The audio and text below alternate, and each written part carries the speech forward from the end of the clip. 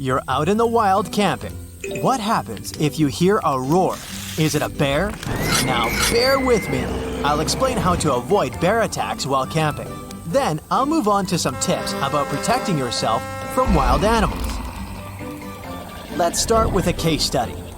Leah Davis Locan was a 65-year-old woman who was camping near the small town of Ovando in 2021. The town borders a large forest that has around 1,000 grizzly bears living in it. Anyway, she set up her tent behind a nearby museum building. There was a couple close to her tent. They were also camping. Later in the night, a bear came close to their tents. Locan heard the bear sniffing her head. Imagine waking up in your tent and hearing a bear huffing at you. Luckily, the couple came to help and they were able to scare the bear away. Locan had snacks in her tent, which might have been the reason why the bear approached her. She took the food and stacked it in the museum building. She returned to her tent, put a bear spray can at her side, and got back to sleep. Around 4 a.m., the couple was woken up by some noises. They saw the bear near Locan's tent again. They made the animal go away, but it was already too late when the paramedics arrived. Why did the bear come back? What went wrong this time? Firstly, Locan indeed hid the snacks in the museum building. Yet, she forgot to get rid of the food bags left on her bike, which was about 10 feet away from her tent. Secondly, she kept 2 bags in her tent which she had previously put dried blueberries. Naturally, the bags still smelled like berries. The bear returned to the camping area again and found Locan's tent. Officials said that probably a move Locan made unintentionally while she was sleeping triggered the animal to act. The reason wasn't clear. Wildlife officials added that if a grizzly bear came close to a tent, campers should stay elsewhere and not return to the tent for the night. So, Locan's fatal mistake was to return to the tent for the second time. The bear was put to sleep after this event when it was caught in a nearby henhouse. This means improper food storage can have consequences for both animals and people. Would things go differently if Locan applied the Bermuda Triangle technique? This technique aims to give people a bear-safe camping experience. So probably yes. Bermuda Triangle suggests setting up your tent, kitchen area, and food storage 70 large steps, or, to be more precise, 200 feet apart from each other. Bears can smell food from 2 to 3 miles away. That's why the empty blueberry container was sort of like an invitation to the bear in Locan's case. But even if your food is kept away, a bear may approach your tent to investigate. And if you put your food in a further place, you'll be safe. First, you need to find a safe sleeping area. Your base is supposed to be that spot.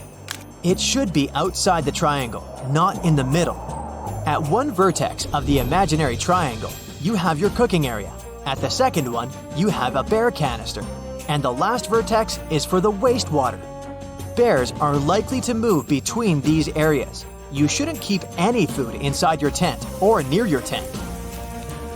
Did you know that a black bear can smell 7 times better compared to a bloodhound?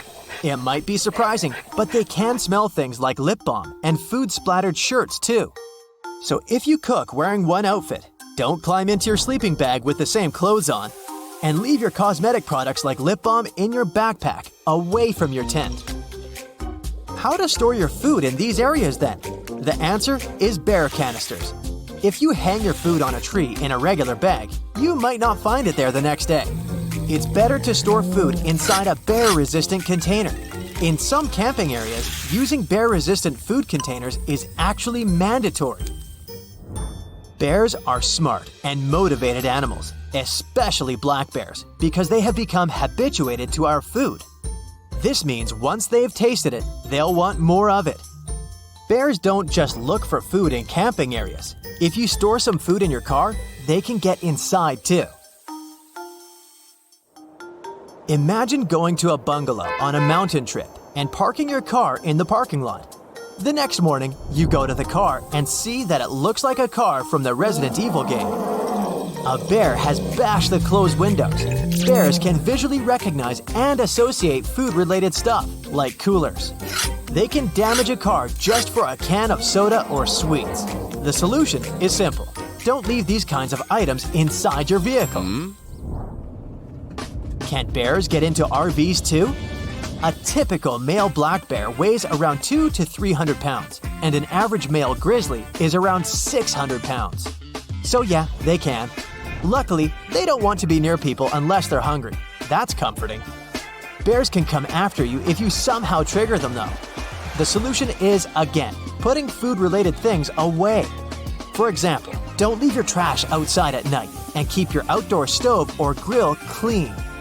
Motion alarms too can be effective to detect intruders. Speaking of motion alarms, I want to mention a newbie of the technology, the BearDar. It's a wordplay. This is an iPad-sized radar. This device is designed to detect polar bears. In some parts of the world, polar bears spend more and more time near human compounds looking for food. They sometimes encounter people, and it doesn't end well. A BearDar can be used to prevent such incidents. Since their prime hunting ground starts to melt, polar bears visit towns and dig trash dumpsters. The portable radar unit warns residents that a bear is nearby. When a person wants to get out of their house, they would know if the area is safe or not. How does it work? Well, the package consists of a radar and a camera. It either needs Wi-Fi or a network connection to transfer the data to a server, and, from there, to a computer or a phone. Here are some more wild animal safety tips. What will happen if you come face to face with a bear? I know it sounds impossible, but don't run or try to climb a tree.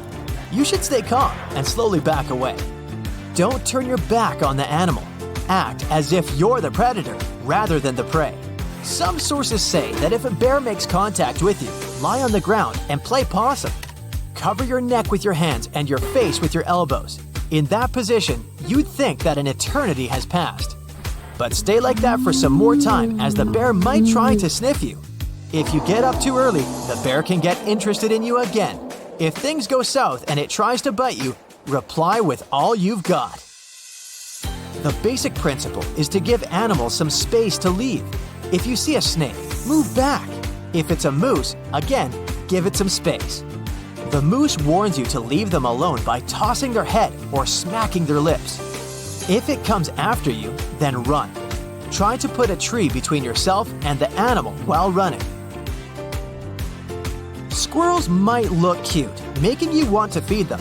But don't forget, they're still wild animals. Plus, it's their territory. For the same reason, you shouldn't walk along the trail at night. You can't know for sure what to expect. Follow these rules and enjoy your time and beautiful scenery.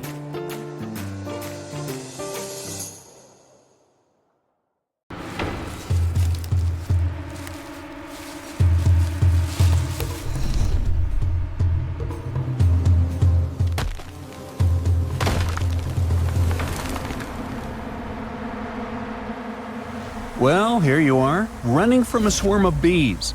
You try swatting them away, but there are just too many. Their sharp stingers are getting closer and closer.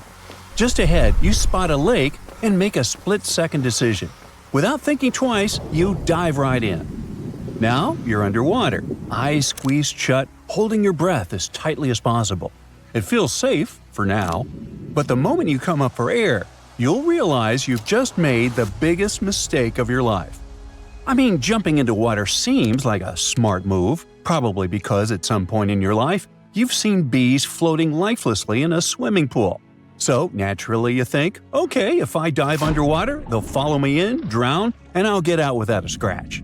Sure, that logic checks out, but in reality, you'd be setting yourself up for something much, much worse. Now, before I explain why diving into water is actually a terrible idea, let's talk about bees for a second. There are over 20,000 different bee species worldwide.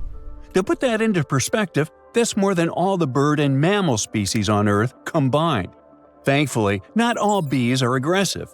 Solitary bees, for example, don't have honey stored away to protect. And in the bee world, that basically means they're chill. They have no reason to attack you. Plus, male solitary bees don't even have stingers. Then there are bumblebees. They do have stingers, but they're pretty small. Usually bumblebees are gentle and mind their own business. Getting stung typically only happens if a bee ends up in the wrong place at the wrong time. Like if you accidentally step on one, you might end up with a stinger stuck in your foot. So the real trouble starts when you run into certain less friendly species, like Africanized honeybees. With those guys, things can go downhill fast. Once in Texas, a 62-year-old farmer named Larry Goodwin was driving his tractor when he accidentally disturbed a hive of Africanized honeybees.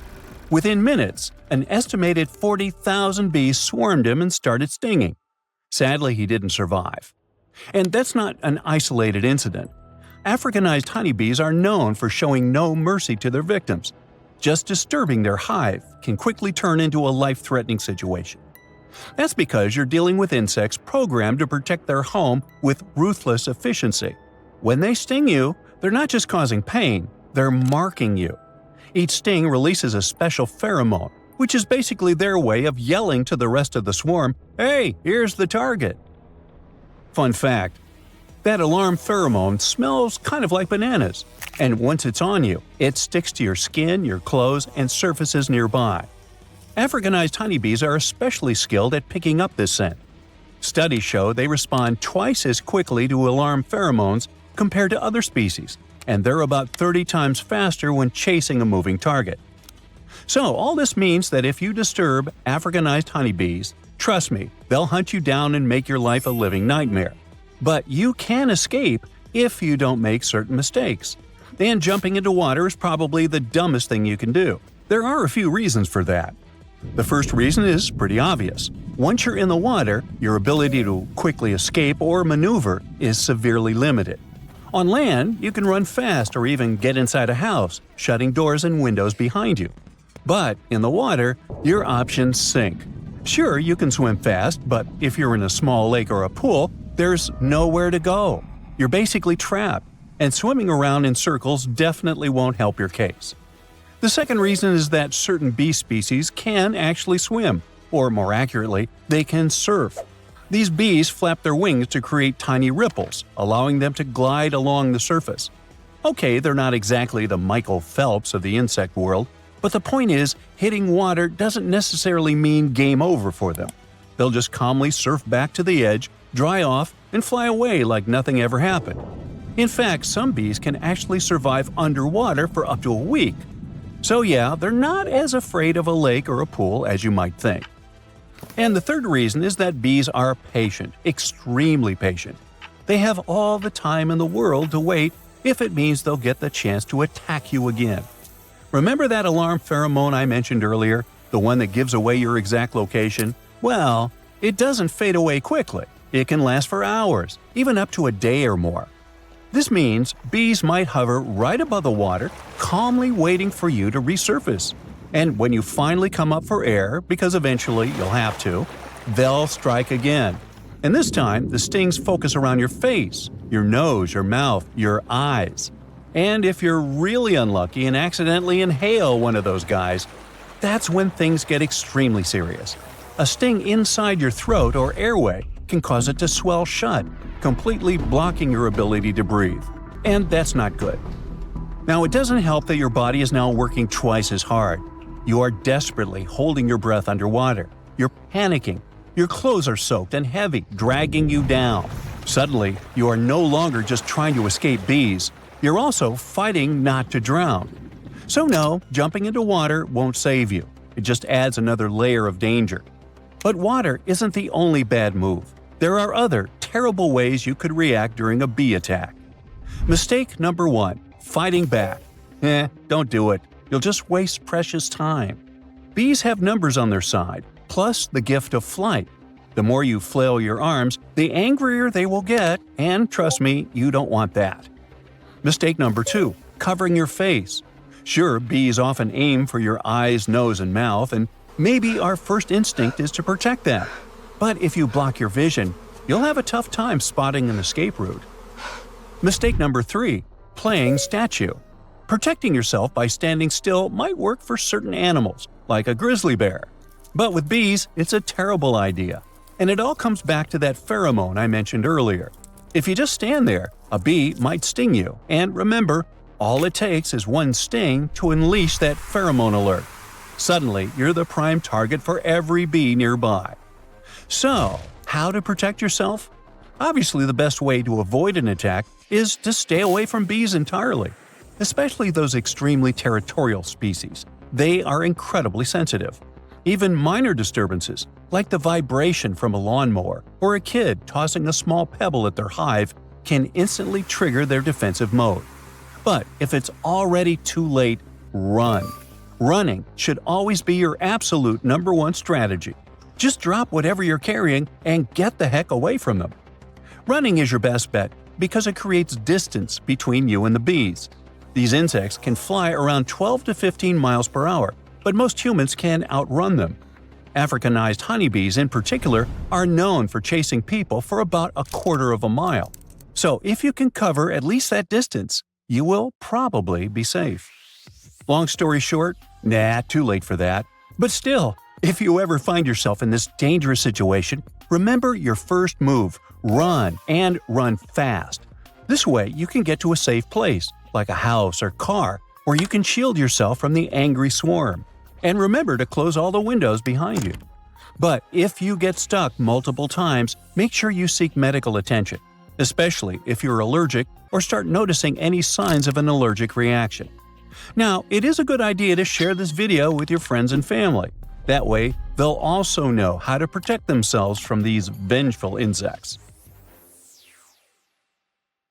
If you ever get one-on-one with an alligator, you can save yourself using just one simple trick. At least that worked for a young visitor of Moss Park in Florida who escaped a gator's grasp. Juliana was swimming in shallow water when an alligator bit her leg and refused to let go of it. Luckily for her, the girl knew exactly what to do because she was paying attention during her visit to a theme park with gators. First, she tried hitting the animal on the forehead, but it didn't work. Then, she decided to use her knowledge and stuck 2 fingers up the gator's nose. The animal opened his mouth to take in some air, and the leg was free.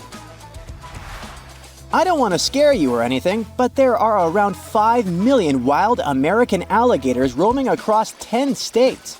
Some of them live in places you go to rest, like golf courses, swamps, lakes, rivers, hiking and bike trails, and fishing spots. Gators rarely go after people because we're not their prey. Dogs and horses do it way more often, but they have a reputation as ambush predators, and every attack goes viral. The best you can do to survive a rare gator attack is to avoid it. Keep an eye out for a few signs that gators might be somewhere nearby. They love catching some rays, so if you spot some logs or banks where the sun's hitting just right, there might be a gator chilling there. Sometimes they're sneaky about it, with just their eyes and snouts poking out of the water while they soak up the sunshine. And when they decide to dip back into the water, they slide in without a single splash. Sneaky gators. During mating season, which starts around April and goes through June, they get pretty vocal. So if you hear some loud bellows echoing through the swamp, chances are it's a flirting gator.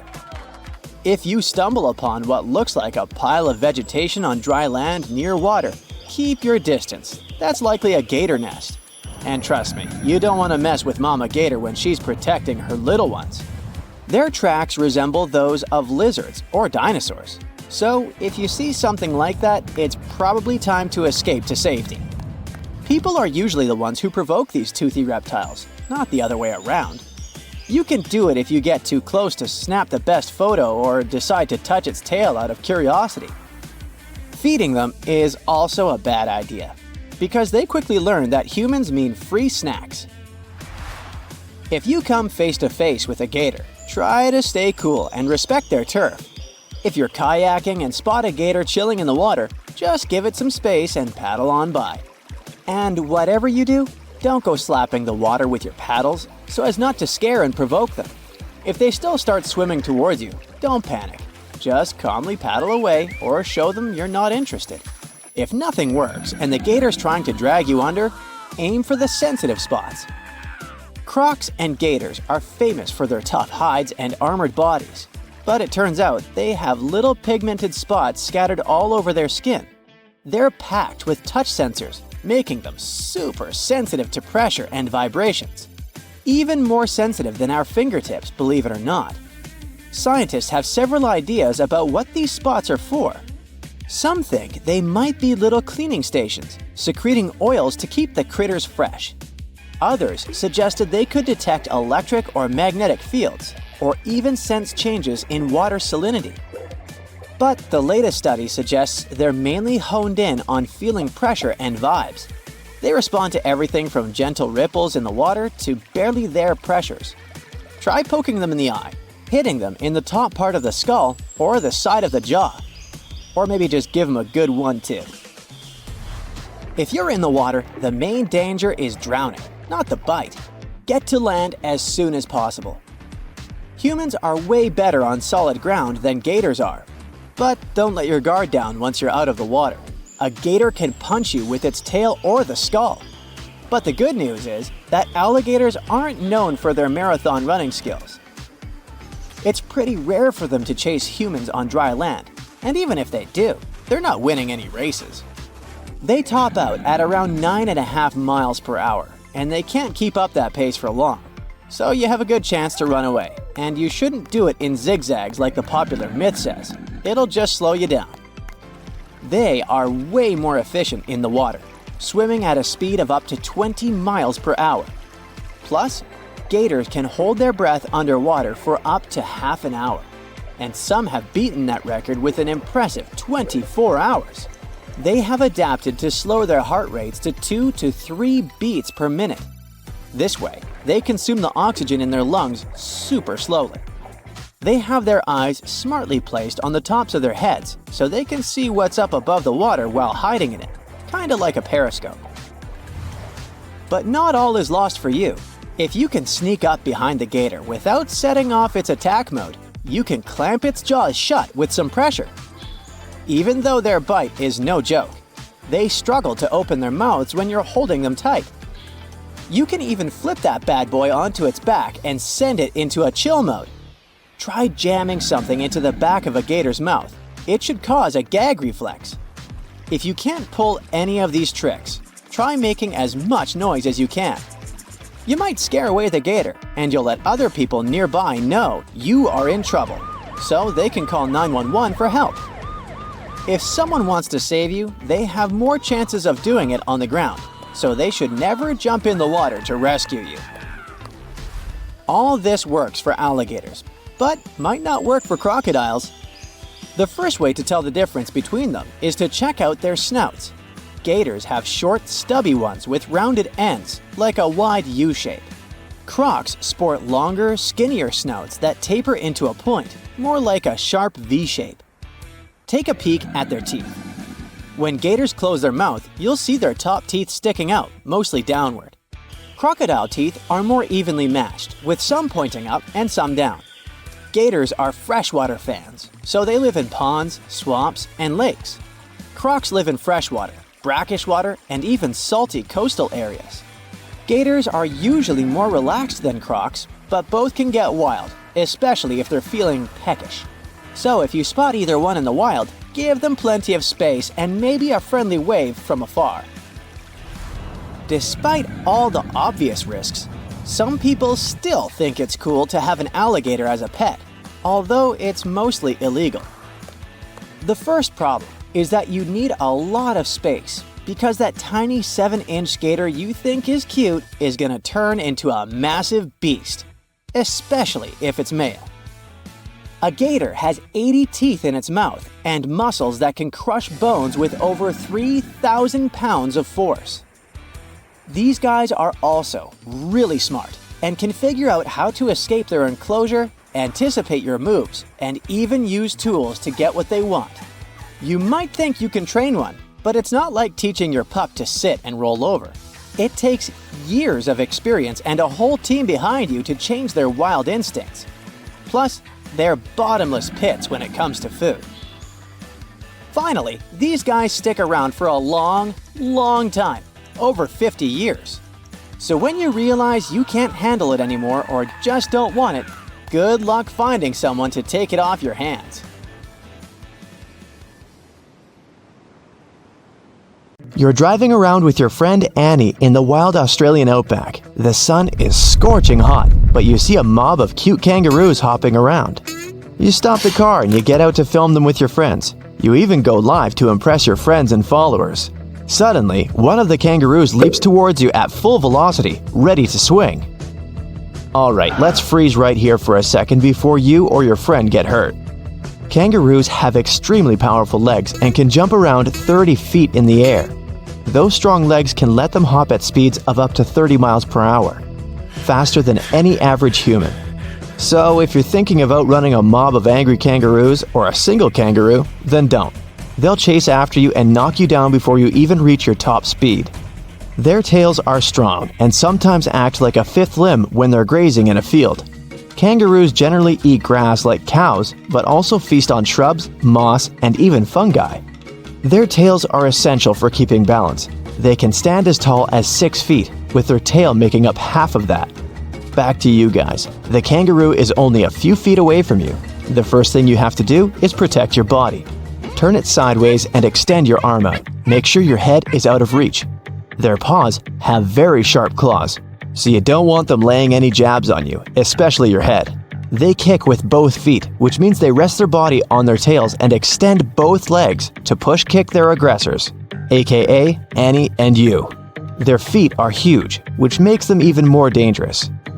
Well, time is still frozen, so you and Annie get into position and are ready for the kangaroo attack. And action! The kangaroo stands face to face with you like a boxer in a ring. It moves closer, but you're in the correct position to reduce damage from your end as much as you can. Even though you know how to defend yourself, facing off with a 6-foot kangaroo isn't the best idea. The best you can do is slowly back away without startling it. Don't turn your back on it, you might get a surprise attack. If backing up doesn't help, let it know it's won this battle. Don't return any eye contact if you can. Cower yourself. You might have missed some warning signs while observing them from afar. The kangaroos weren't stomping their feet because they were excited to see you. They were telling you not to come any closer. When one of them hopped over to you, it stood high on its legs and flexed its muscles to show dominance. The biggest fail of all is that you pulled over while they were grazing peacefully. They thought of you as a threat and went into defensive mode. The mob has several joeys, or baby kangaroos, sticking their heads out of their mother's pouches. Female kangaroos have a pouch on their belly made of a fold of skin to house the babies. When they're first born, they're only the size of a grape, but then blossom to the giants that they are. Only after 10 months, joeys are old enough to move out of mom's pouch and hop on their own. So, you and Annie survived that confrontation for now. But what happens when you're face to face with a 40-foot kangaroo? I'm just kidding, we're keeping it real here. It would be super difficult to face off with a grizzly bear. The first thing you would need to know about grizzlies is that they're very cute when they're berry picking, or just scratching their backs on tree bark. But their dark side is scarier than a kangaroo's. You're having a little picnic with Annie when suddenly a grizzly bear approaches after smelling some yummy food. Don't panic, we'll freeze time here to give you a chance to think about what to do. In general, the best way to survive a grizzly attack is to avoid it altogether. Grizzlies are wanderers, always looking for the best spots to find some food. Their sense of smell is impeccable, so its nose led the bear right to your picnic. The bear is very close to you. No need to panic. You should show the bear that you're just a visitor on its territory. Back away slowly while speaking in a low and calm tone. It needs to know that you're submitting to it, as it's the dominant creature in this encounter. There's a lot of tension when you're face to face with a bear, so don't turn your back and make a break for it. That will only let the bear chase you down, and you won't win in that race. They're faster than humans and can swim and climb trees, so unless you sprout some wings and fly away, do not try to outrun a grizzly bear.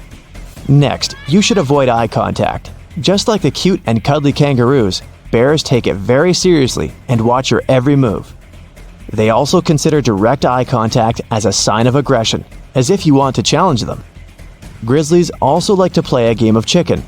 They wait to see your moves and can even fake a charge to see how you're going to react. Either way, you have to stand your ground. If the bear lowers its head and protrudes its neck towards you, then it knows that it wants to charge right at you. Since we froze time for now, we can't know for sure what its next move is going to be.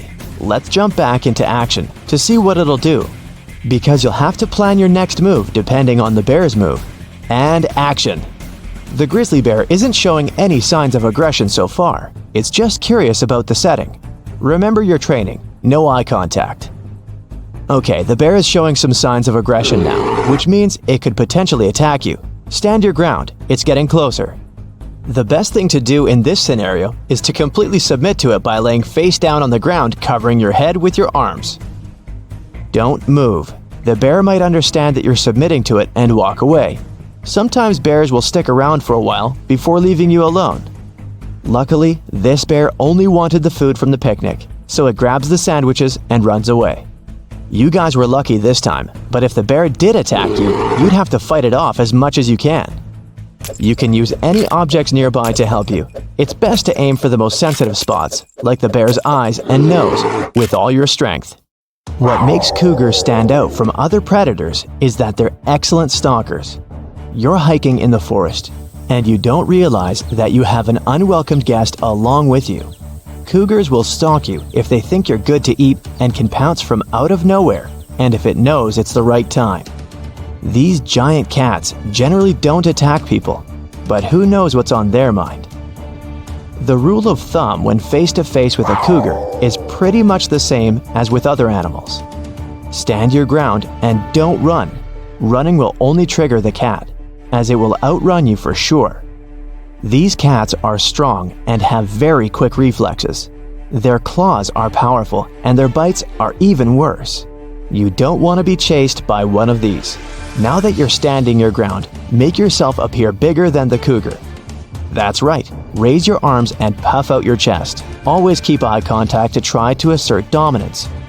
You don't have to appear weaker or submissive to the cat, unlike when facing a grizzly or a kangaroo.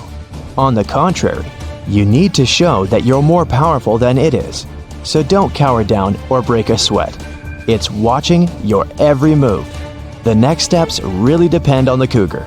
Let's resume, shall we? Okay, it's showing signs of aggressive behavior. It's a tough kitty, and it doesn't want to lose this game. If appearing tall doesn't do anything, then try waving your arms around and shout from the top of your lungs. If you can throw some rocks at it to scare it off, then it would be another plus for you. The kitty looks like it wants to attack. No matter what, stand your ground. After a while, the cougar submits and runs away. You won this encounter. Now, just because you got away with this doesn't mean you're good in the future. If the cougar did attack you, then your only option would be to fight back. Find some objects nearby to help you, and don't give up.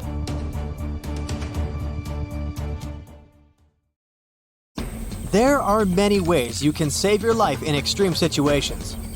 For example, when you get lost in the wilderness, but there are just as many myths. Let's have a look at some of them. Rumor has it that if you find yourself surrounded by snow and with no drinking water at hand, eating snow is the best way to rehydrate. Unfortunately, it's just false. Even worse, eating snow can lead to further dehydration. How come? Once you stuff some snow into your mouth, your body has to start a process that will melt the snow and warm it. And you'll need to spend more energy, which will make you lose liquids faster. But it's not all. Eating snow can result in hypothermia, which is twice as dangerous if you're alone in the wilderness. Besides, chances are that snow contains harmful bacteria that will make you sick. So if you don't have any other solution, melt the snow you're going to consume in your hands first to stay away from the snow that doesn't look fresh and white. If you find yourself with frostbite, take care of it as soon as you can. But despite a popular misconception, do not pour hot water on the damaged skin. It can make things much worse. Instead, if you can't see a doctor immediately, remove wet clothing and place the spot with frostbite in warm water. After that, make sure that the damaged body part isn't going to freeze again, and keep it elevated to reduce swelling. Then, put a bandage on the hurt area. If it's your fingers or toes, apply a bandage on each of them separately and then place cotton balls in between so that they don't touch. Never, ever rub the damaged area. If you get lost in the wilderness and have no idea what direction to choose, Find a stream or a small creek. Follow it until it merges with a larger river, and it will take you to a more developed and inhabited area where you'll get help. But don't you ever fall for this myth. You can drink the water if you see animals drinking it. If you manage to find a source of water, you need to purify this water first. Your body is very different from those of animals. And if you don't purify the water before drinking it, you can get extremely sick. Even in seemingly clean water, there are millions of microorganisms, and some of them are very dangerous to people. Freshwater springs might be safe to drink from, but in a survival situation, err on the side of caution. There is a survival myth that it's safe to drink water in small amounts, but such a delusion can have very dramatic consequences. Drinking any amount of salt water leads to dehydration much faster than if you don't drink anything at all. The best thing you can do with salt water is to use it for cooling down your body, not drinking. So, let's say you're wandering in the wilderness, lost and desperate, when suddenly you see a cave. Great, it'll make a perfect shelter. There's some wood and tinder you can pick up nearby, and you have matches. It seems all odds are in your favor. And they indeed are if you don't make a fatal mistake, which is building a fire inside the cave. And the main problem isn't the smoke from the fire. The thing is that the heat coming from your fire will cause the rocks, which make up the walls and the ceiling of the cave, to expand. Eventually, they might break, and then you'll get trapped in a rockfall or a landslide. To stay warm and safe at the same time, build a fire right outside the cave. As soon as you realize that you've gotten lost in the woods during a hike, immediately stop. It does sound counterintuitive, I admit, but it's a better solution than to keep walking. Better stay where you are and try to make some kind of shelter. For one thing, when you move, you get dehydrated faster. Besides, the further you travel away from wherever you got lost, the longer it will take a rescue party to find you. There's a myth that if you come across a swarm of bees and disturb these insects, the best course of action is to jump into the water. Unfortunately, it won't do you any good. The bees will just wait until you resurface to breathe.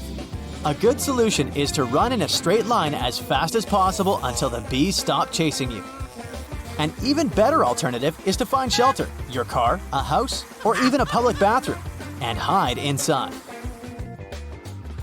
Now, what would you do if you unexpectedly encountered a snake? Would you move towards the reptile and try to shoo it away? Or would you maybe poke it with a stick? Or you could shout at it and stomp your feet. What's your choice? Approaching the reptile and trying to scare it away to save yourself is nothing but a myth. The snake may think you're being aggressive and attack you. But even though snakes don't have ears, they're sensitive to vibrations. That's why raising your voice, banging two sticks together, or stomping your feet can make a snake retreat. But if there's an opportunity to walk away, use it.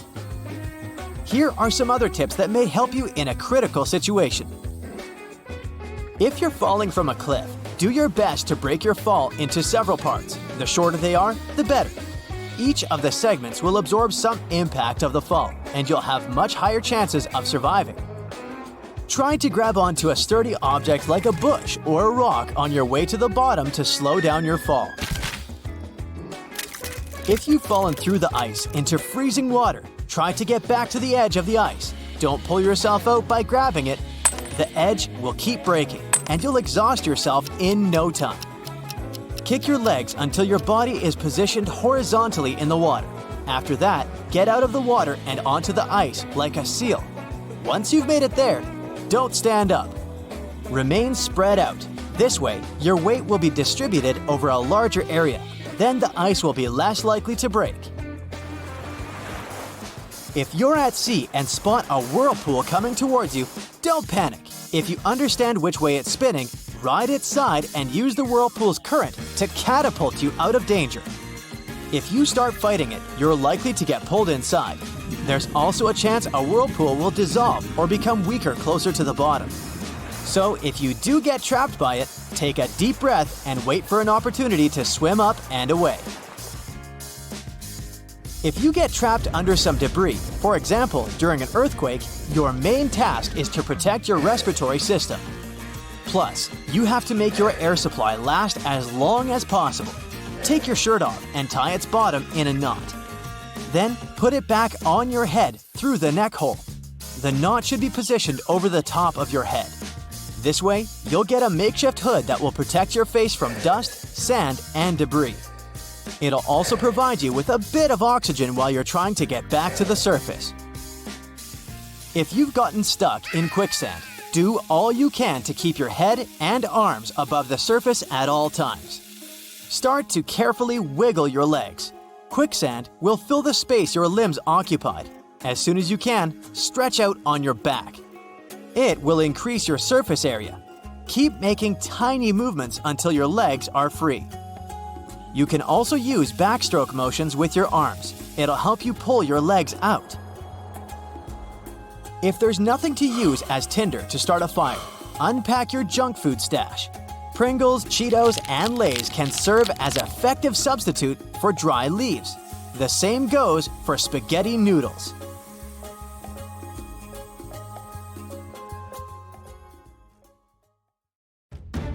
Listen up, you might live through this video. You know, in every survival movie ever, characters get inside a cave and start a fire to warm up. It might work on the big screen, but you should never do it in real life. Soon enough, the fumes will fill the cave and you'll have no air to breathe. The safest thing you can do is start a fire at the back of the cave. Don't rely on 2 sticks to instantly start the fire when you need it the most. Yes, friction works in theory, but honestly, you'll need some practice and patience to be able to do it. Now, if you run into a bear while hiking, pretending you are no longer alive won't always save you. If you're dealing with a black bear, you'll need to fight back for your life. A brown or a grizzly bear will normally warn you first before attacking. So you'll have a chance to back away slowly or lie on your stomach with your hands over your neck to show you're not dangerous to the bear or its cubs. Your chances of being attacked by a shark are 1 in 3.75 million. But if it happens, don't even try to punch it in the nose. Movie characters might do it without a problem, but you're unlikely to hit that moving goal. Instead, try to put some solid object between you and the shark. If that doesn't work out, claw at its eyes and gills. You might need a bigger boat. This black, ominous-looking snake won't hurt you. It's got no fangs. You may have mistakenly thought that this black critter is none other than a black mamba, but it's just a harmless rat snake. There's one main sign that can help you figure out if a snake is really dangerous. Unfanged species do not have a venom delivery system. Therefore, their bites won't harm you that much. But if you see a snake with fangs, you're in real danger. Future rock climbers, this one's for you. Don't tie a rope around your waist if you're trying to keep safe from falling. It might stop you from hitting the ground, but it can still hurt you badly inside and even break your back. Instead, use a safety harness that goes around your hips and legs. Boiling water from any nearby pond or puddle will not make it crystal clear and 100% safe to drink. This way, you can't be sure you remove possible harmful toxins from algal blooms or chemical contaminants. So instead of enjoying a refreshing drink, you'll have to spend some time in a forest bathroom, or worse. Consuming random berries in the forest is dangerous. First, you need to check if they smell okay. If they have a pear or almond smell, avoid them. Next, get one, rub it on your forearm, and wait for 15 minutes. If your skin starts to itch, don't eat those berries. If you bite on a berry and it has a bitter, tingly, or soapy taste, spit it out. So hydration is a must no matter the weather. But the idea that drinking hot liquids will warm you better is a myth. No amount of hot liquid can raise your body temperature. Plus, you can drink cold water faster than a hot drink, and that will help with hydration. A cactus can't be your source of water either. There are only a couple of species that are safe for drinking, but if you can't recognize them, it will get you in trouble rather than satisfy your thirst. The liquid you can take from some random cactus is often highly acidic and can give your tummy a really hard time or even paralyze you. Don't rely on your nose grease as a perfect fire starter. I mean, I don't think there's enough oil on your nose to make a bow drill spindle slippery unless you are Shrek himself. Plus, when trying to start a fire by rubbing sticks together, you'll get more sweaty than oily, and sweat doesn't help at all. Now, if you ever get stuck in a forest fire, don't try to hide in a cave or a big hole. You could run out of air fast. Instead, try to run through the fire to the burned-out area. Cover your eyes, face, and airways. Cover as much of your skin as you can with clothes or anything else you have. Look for a path with fewer obstacles where the fire looks smaller. Take a deep breath and run fast. Make sure you keep your mouth and nose covered so you don't breathe in the hot air and smoke. When you're chased by some predator, never jump off a cliff into the water. This is much more dangerous than meeting the predator. If you jump from a high place, the water surface will feel as hard as concrete, or the water might be too shallow and you'll hit the bottom. A sudden strong smell of fish in your house may mean an electrical fire has started in some room. Your socket or adapter is on fire, emitting this unpleasant odor. Using regular baking soda is a good way to put out a fire. If you don't have a fire extinguisher or access to water, sprinkle the fire with this powder. Also, this substance can hide your smell from predators. It's helpful if you've gotten lost in the forest and don't want wolves or bears to smell your scent. Use ordinary charcoal and a plastic bottle to clean dirty water. Cut off the bottom of the bottle and close the lid slightly on the upper part so that the liquid pours out in a thin stream. Put the coal in there and add some water. Let it pass through the charcoal several times. Then heat and boil the water. Now you can quench your thirst. Even if you get super hungry in the wilderness, don't eat whatever birds and squirrels are snacking on. If they eat it and survive, it doesn't mean your tummy will tolerate the same berries. Before going to the wilderness, remember several types of berries that grow in your region. The general rule is that green, yellow, and white berries are mostly poisonous. When lost without a compass or other navigational devices, don't rely on moss too much. You must have heard that it always grows on the north side of a tree. Actually, it can grow on any side, depending on where conditions are best for it. So you definitely won't find the right direction if you use it for orientation and will get even more lost. When stuck in the desert, you'll naturally want to take everything off to feel a bit cooler. Well, stop right there. If you let the sunlight touch your skin, you'll get a sunburn and speed up dehydration. Cover as much skin as you can from direct heat and try to maintain a normal body temperature. So, don't try to bring your wet matches back to life by drying them up. Their heads have chemicals that can get ruined by moisture. When you strike a match, the friction between it and the glass powder on the striking surface of the package creates heat. If match heads get too wet, the chemicals won't work right and the match won't light. So get waterproof matches or keep your matches in a waterproof container. If you don't have those, you'll have to go back to good old friction and tinder. Snow isn't a replacement for water. In any amount of snow, there is about 9 times more air than water. Eating snow can make you very cold inside, and you could get hypothermia. Plus, your body will have to work harder to heat the snow and melt it, and you'll get more dehydrated than hydrated. So always melt snow before drinking it to stay safe. Pepper spray is good for self-defense, but if you're afraid to use it, you can keep a bright flashlight in your bag. Point its light in the robber's eyes to scare them away.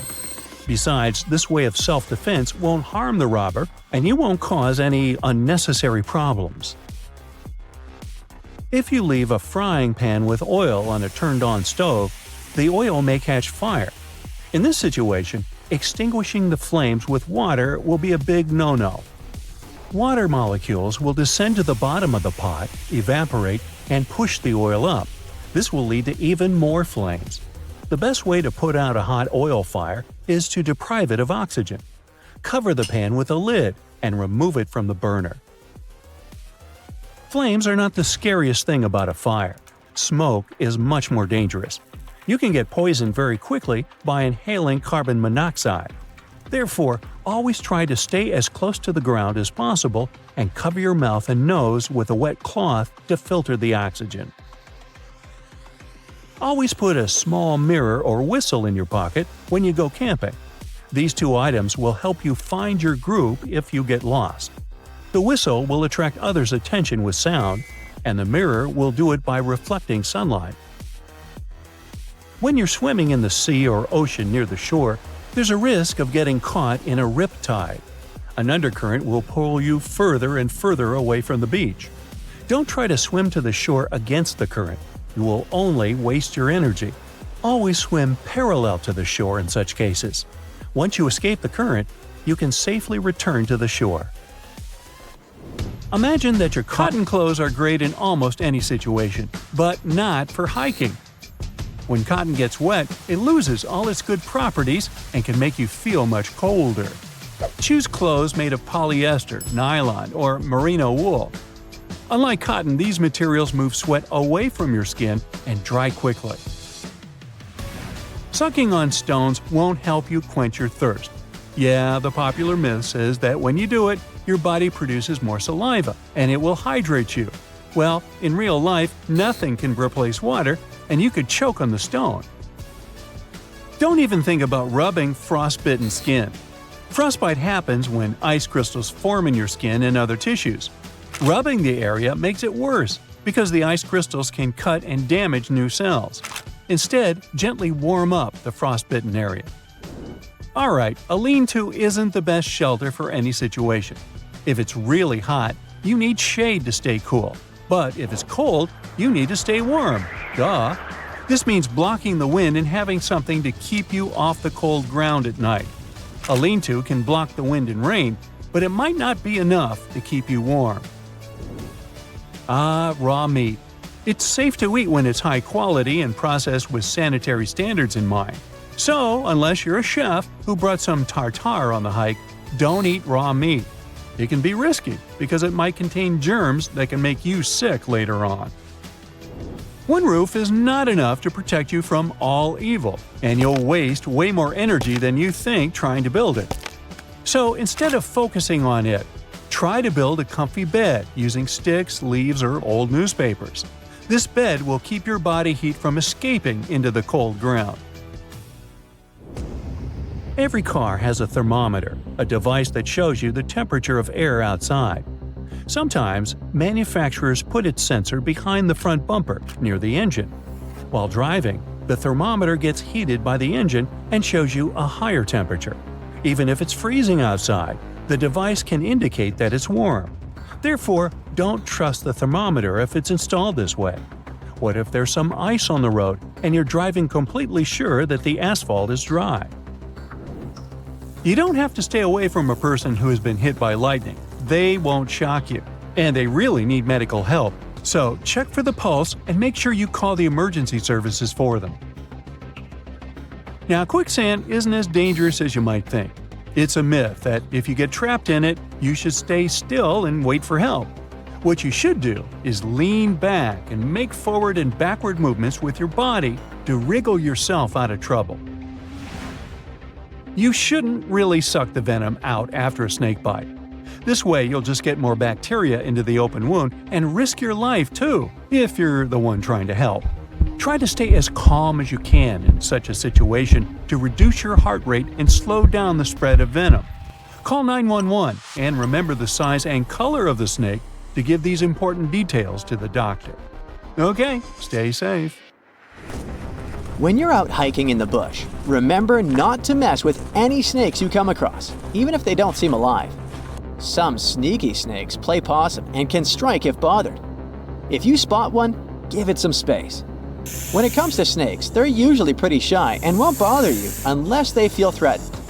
Trying to catch or harm a snake is a big no-no, as that's when most snake bites occur. And don't be tricked by their size. Even little snakes can pack a punch. For example, baby brown snakes are born with venom, so it's best to admire them from a safe distance. Each year, over 7,000 Americans fall victim to snake bites, often due to misguided attempts to handle or fight a snake. It's crucial to avoid such actions and seek immediately medical help if bitten. Understanding how to differentiate between venomous and non-venomous snakes is key to assessing potential risks. Contact a professional if you're unsure about a snake's identity, and never handle a snake, even if it appears harmless.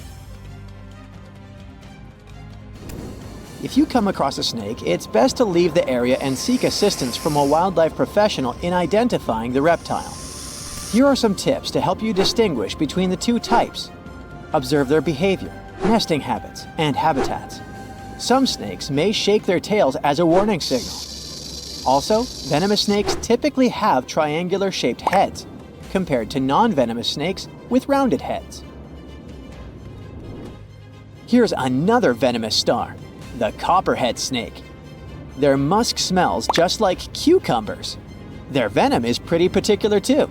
Will you be in trouble if this snake bites you? Totally. Does it help cure lethal conditions? Sorta. It's not 100% proven fact so far, but scientists have been testing this theory for quite a while. And they did notice that the copperhead snake's venom can, if not cure some serious conditions, but slow down their progression. Even so, they have the most venomous bites among all the US snakes, but antivenom for the bites somehow is not always needed. Coral snakes are known for their non-aggressive nature, as they are shy and secretive creatures. Theirs make up less than 1% of snake bites in America. Their venom is a neurotoxin that paralyzes nerves, and due to their small teeth, they must chew on their prey to inject the venom. When feeling threatened, a coral snake will curl the tip of its tail to confuse the attacker about the location of its head. Now, if a leech attaches to you, never burn it off. This can cause the animal to basically throw up directly inside your skin and cause massive infection. Try using a credit card to break the seal and remove the leech. Or if you're brave enough to wait for an hour, the parasite will fall off once it's fed. If a power line falls near you, you should run away. Electric current is now everywhere on the ground. When it comes into contact with one leg, it passes through the person's body and exits through the other leg, thereby hitting the whole body with a powerful charge. Always take some gum with you when going to the wilderness. If you get lost, chewing gum will help you relieve stress.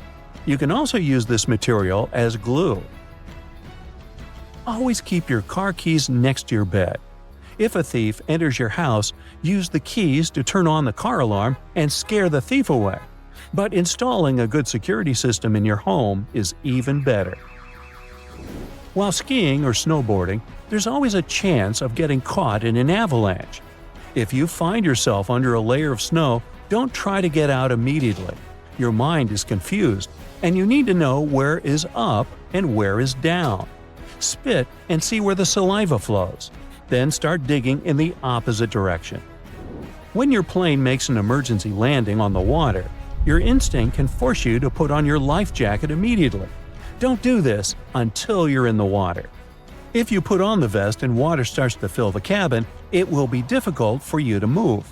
So get to the emergency exit first, then put on the jacket. If you start feeling unwell in a crowd, don't ask all the people around for help. Most likely, no one will help you. Not because people are bad, but because every person passing by will think that someone else will help you. But if you choose one person and ask them for help, you'll have a better chance to get it. GPS is not the best navigational tool. It's reliable and easy to use, but it can break down. So you should learn how to use a map and a compass. They won't let you down if you know how to use them correctly. You shouldn't swim parallel to the shore if you find yourself in a rip current. Instead, try swimming at an angle away from the current and toward the shore. Remember, you shouldn't feel too much resistance while swimming. Following birds to find water is a myth. They could be flying anywhere. Land animals like deer are a much better option. They usually know where the source of water is. When you feel someone is following your car, make 4 right turns. This way, you will make one circle around a block. And if the car is still following you after that, drive to the nearest police station. While walking outside, you may notice or feel hairs on your head starting to stand on end. Look for shelter quickly. Lightning is about to strike you. Service dogs are wearing special jackets with the inscription "Service." If such a dog approaches you, you need to follow it. Perhaps you will save someone's life. If a person gets in trouble and no one is nearby to help, the dog will start looking for someone to save them. During a fire, the flames spread more slowly if the doors in the room are closed. So when you go to bed, close the bedroom door. It'll hold the flames for a while. But don't forget that it's always better to have a good fire alarm. Tornadoes move fast, so if you notice a vortex that seems to be standing still, you must run. It means the tornado is moving right towards you. The smell of gas in a room indicates a leak. Therefore, don't turn on the light. The smallest spark can set the whole house ablaze. When you scratch a person, their DNA remains under your nails. This can help you in case of an attack, especially when the robber has run away and you want to help the police find them. If you've disturbed a hornet's nest or a beehive, run in any direction as fast as possible. Sooner or later, the insects will stop chasing you. But if you jump in the water, they'll wait until you get out. Some so-called survival experts claim that in a critical situation, when you're out of water, it's okay to go number one and then drink this, nature's lemonade. Well, listen closely. That's nothing but an extremely dangerous myth. Not only is it gross, but it won't quench your thirst either. Even more, you're going to experience the opposite effect and get dehydrated at a much faster rate.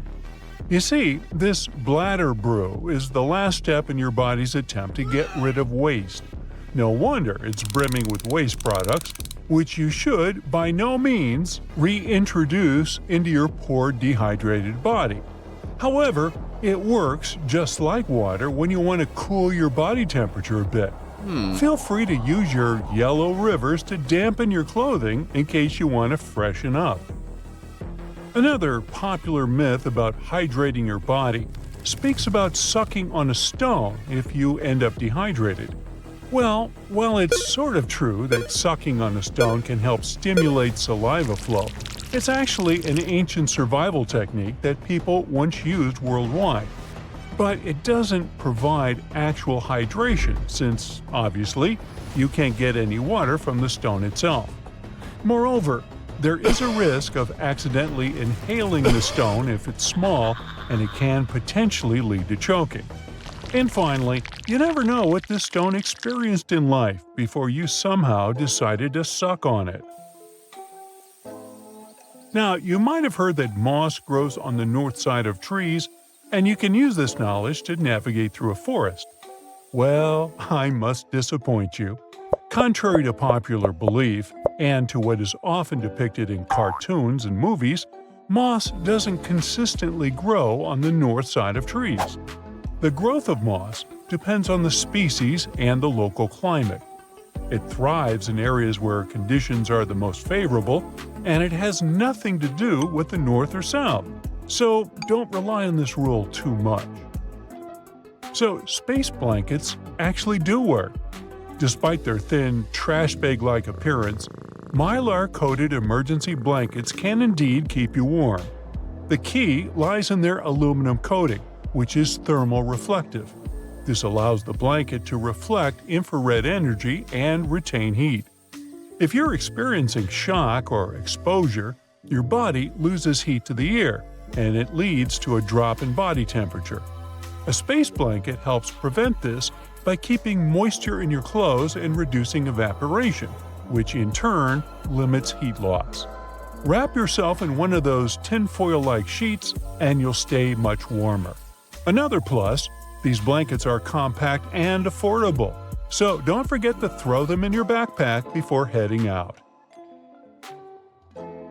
Now, loads of people think that when they're lost outdoors, they need to find food first. That's a dangerous belief. In this kind of emergency situation, prioritize water and shelter over food. A study from 2009 indicates that humans can survive up to 2 months without food and between 8 to 21 days without both food and water, even though this number varies based on individual and environmental factors. In survival situations, finding water and shelter is far more critical than getting food. In harsh conditions, you might only last 3 hours without adequate shelter and 3 days without water. If you have water and shelter, it significantly increases your chance of survival. Unfortunately, there are also many misconceptions about treating hypothermia, like the statement that a hot tub can cure this condition. Now, it's true that rewarming is essential when dealing with hypothermia, where the body's core temperature drops below the normal 98.6 degrees. But placing a hypothermic person into a hot tub can cause extreme pain and may even trigger a serious health condition, like a heart attack. Instead, put hot water bottles under the person's armpits or use skin-to-skin rewarming. Avoid using high heat sources. They can be extremely harmful in this situation. Another myth connected to hypothermia is that you should let a hypothermic person sleep. In reality, it's crucial to keep them awake while warming them up. Symptoms like shivering, confusion, slurred speech, and clumsiness indicate severe hypothermia, and drowsiness can follow. Allowing a hypothermic person to sleep can be dangerous, potentially leading to the worst possible outcome. Stay alert and make sure that the person remains conscious while you're warming them up. How about feeding a hypothermic person? You may have heard that you should by no means do it, but this is actually false in mild to moderate cases of hypothermia. The treatment for hypothermia differs from that of normal shock. Feeding someone in shock is dangerous because they might throw up and choke if they lose consciousness. However, in moderate cases of hypothermia, small, repeated doses of high-calorie foods are beneficial. Such foods generate metabolic heat, helping the hypothermic person regain their ability to produce body heat. Now, when lost in the wilderness, you can eat anything animals eat. Well, hold on. It might be one of the most dangerous survival myths. Although humans share some biological similarities with other animals, there are significant differences in our dietary tolerance. Some plants that are safe for animals can be extremely dangerous for humans. Birds, for example, consume a variety of berries, some of which are toxic to us. Even squirrels, which typically eat nuts, safe for humans, sometimes gnaw on mushrooms and nuts that can make us feel very unwell. Just because an animal eats something doesn't mean it's safe for you to munch on. There is a belief that to find water, you should follow flying birds, but this method is super unreliable. While some aquatic birds rarely stray far from water, many species roam extensively in search of food. There are people who believe that geese fly toward water at dusk, but these birds might just be heading to a clearing to rest for the night. A common belief is that if you can dent wood with your thumbnail, it's suitable for starting a friction fire. This myth is quite widespread, but it isn't reliable. Some softer woods that pass the thumbnail test are ineffective, while some denser woods are quite good for friction fires. The success of the thumbnail test is coincidental. It's not a dependable method altogether. So, stop destroying your poor nails. Another misconception connected with friction fires is that you should use hardwood to get the best flames. While oak and other hardwoods are excellent for general firewood, they are not ideal for friction fires. Hardwood's high ignition temperature and density make it unsuitable for friction fire drills or boards. Instead, you can use non-resinous softwoods like cottonwood, basswood, cedar, and willow, which are much better suited for starting friction fires. Meanwhile, in an emergency situation, eating raw meat and seafood can help you survive. Well, that's not entirely true. Indeed, Survival shows often depict hosts eating all kinds of raw things, but this isn't the best survival practice. Raw animal meat contains pathogens, including bacteria, viruses, and other microorganisms. They can easily cause serious and hard-to-diagnose illnesses in humans. Many people consume sushi and don't experience any health issues. But that's because certain raw seafood from saltwater is safe because the pathogens it contains are not harmful to humans. To minimize health risks, always make sure that meat and seafood are properly cooked before you eat them. Rubbing two sticks together isn't likely to produce a fire. Of course, friction is a real way to create a flame. But friction fires techniques require patience, practice, and even a bit of luck. It might look easy in movies or TV shows, but don't get overconfident, thinking you'll be able to do it without tons of practice in a stressful situation. If you're still eager to try it out, use a downward speed motion rather than a lot of force. Okay, so let's say you don't have enough patience to start a friction fire, but you do have matches. Well, they got wet at one point, but they're all dry now. Great! Not really. It's a myth that when dried, matches will work as they're supposed to. You see, the chemicals used in matches are vulnerable to humidity and moisture. Regular safety matches have a package with a striking surface that's made of a gritty material, for instance, powdered glass mixed with phosphorus. The head of the match is also made with grit, along with sulfur and an oxidizer. A tiny amount of heat that is created when you strike a match is caused by the friction of the glass powder grinding together. It converts the phosphorus into white phosphorus and it begins to catch fire. Match heads that were wet at one point simply won't light because of the careful chemical balance inside is all messed up. So if you're heading somewhere where there's a chance to get wet, either invest in waterproof matches or keep your matches in a waterproof container. Some people believe that a big fire can beat a shelter. In reality, though, even a fire made from large logs can't be an excuse to skip that important step. It can start raining heavily, and the flames will go out in no time. Plus, it's not that cool to sleep in the open. Wild animals aren't going to miss out on a delicious meal, like you. So it's always a good investment to take the time to build a shelter that will protect you from the elements and wild animals. There's a myth that all base layers work equally well. Unfortunately, this is not true. For example, cotton might lead to hypothermia if you rely on it as your primary base layer when the weather's cold. This fabric is great for wearing around the house, but it's better to use it in hot, dry climates. Once cotton gets wet, its insulating properties become non-existent. As soon as you start sweating, the moisture will soak into the cotton fibers and your clothes will begin cooling your body through conduction. And keep in mind that cotton fibers can keep up to 27 times their weight in water. And then, they'll store that liquid for up to 8 times longer than wool or synthetic fabrics. So the rule is, if it's cold enough for a onesie, then it's too cold for cotton. One of the most popular and dangerous survival myths depicted in movies and described in books is that you can suck the venom from a snake bite. In reality, it doesn't work. Even worse, it opens the affected person to a larger risk of infection by creating a bigger wound. And that's a wound with bacteria swarming human spit inside. Ew. Just put a pressure dressing on the wound and try to get medical help as fast as possible. Now, one might think that with a GPS, you'll never get lost. Of course, you should always take a GPS unit with you when you go hiking, if you have one. Keeping a GPS device with you will give you peace of mind, but you should keep in mind that these gadgets aren't fail-safe. You can misplace or break your device, or it can run out of battery.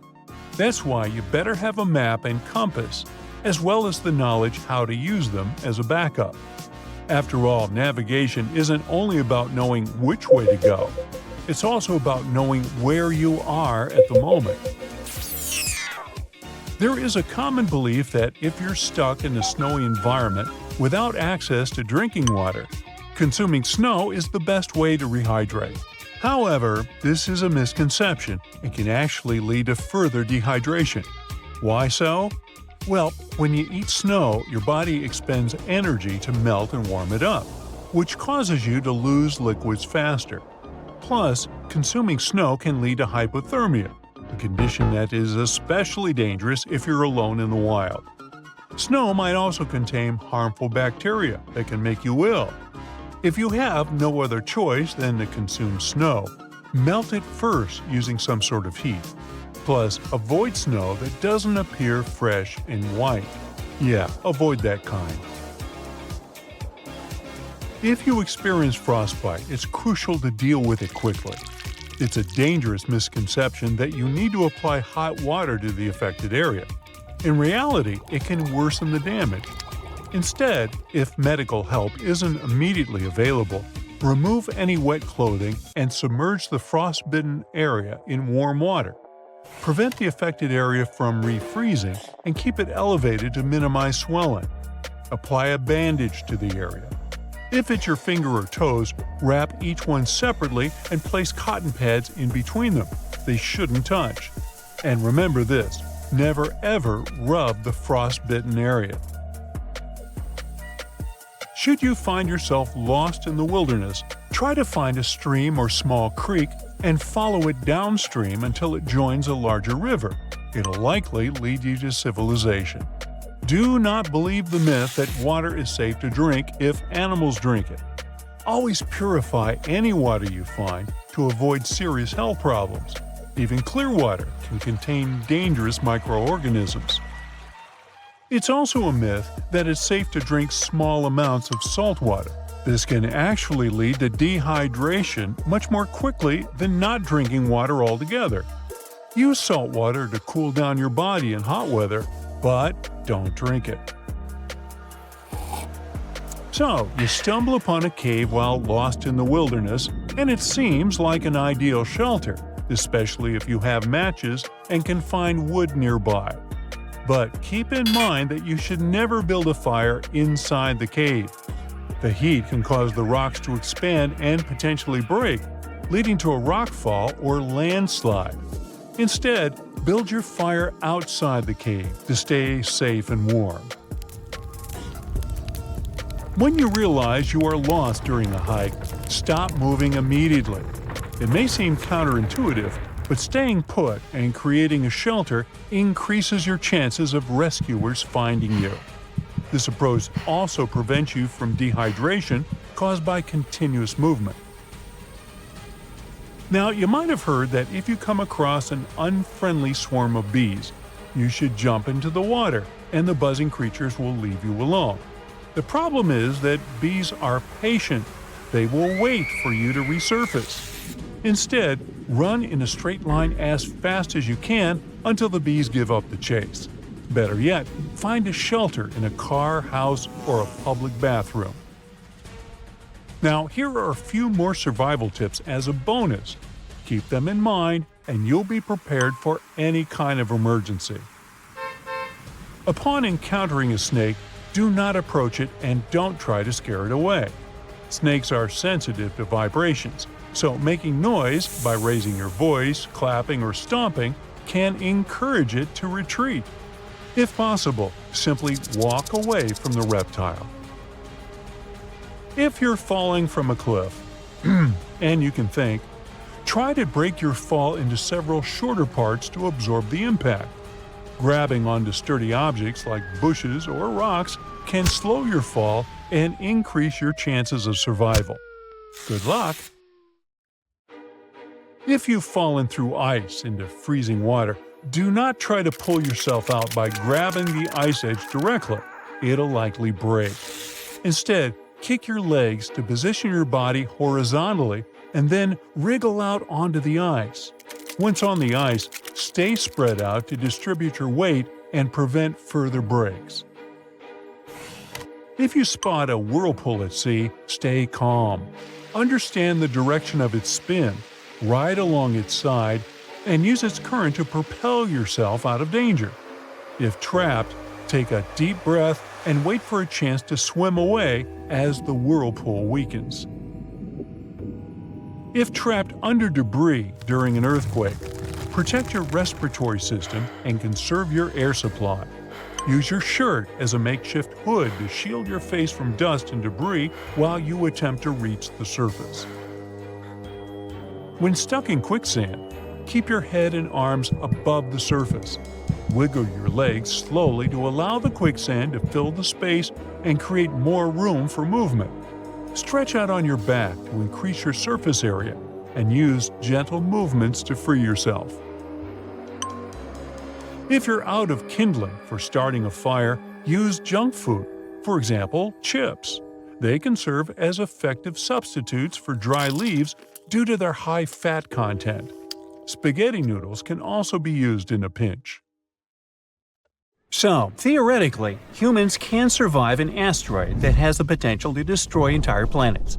It won't be a walk in the park, though.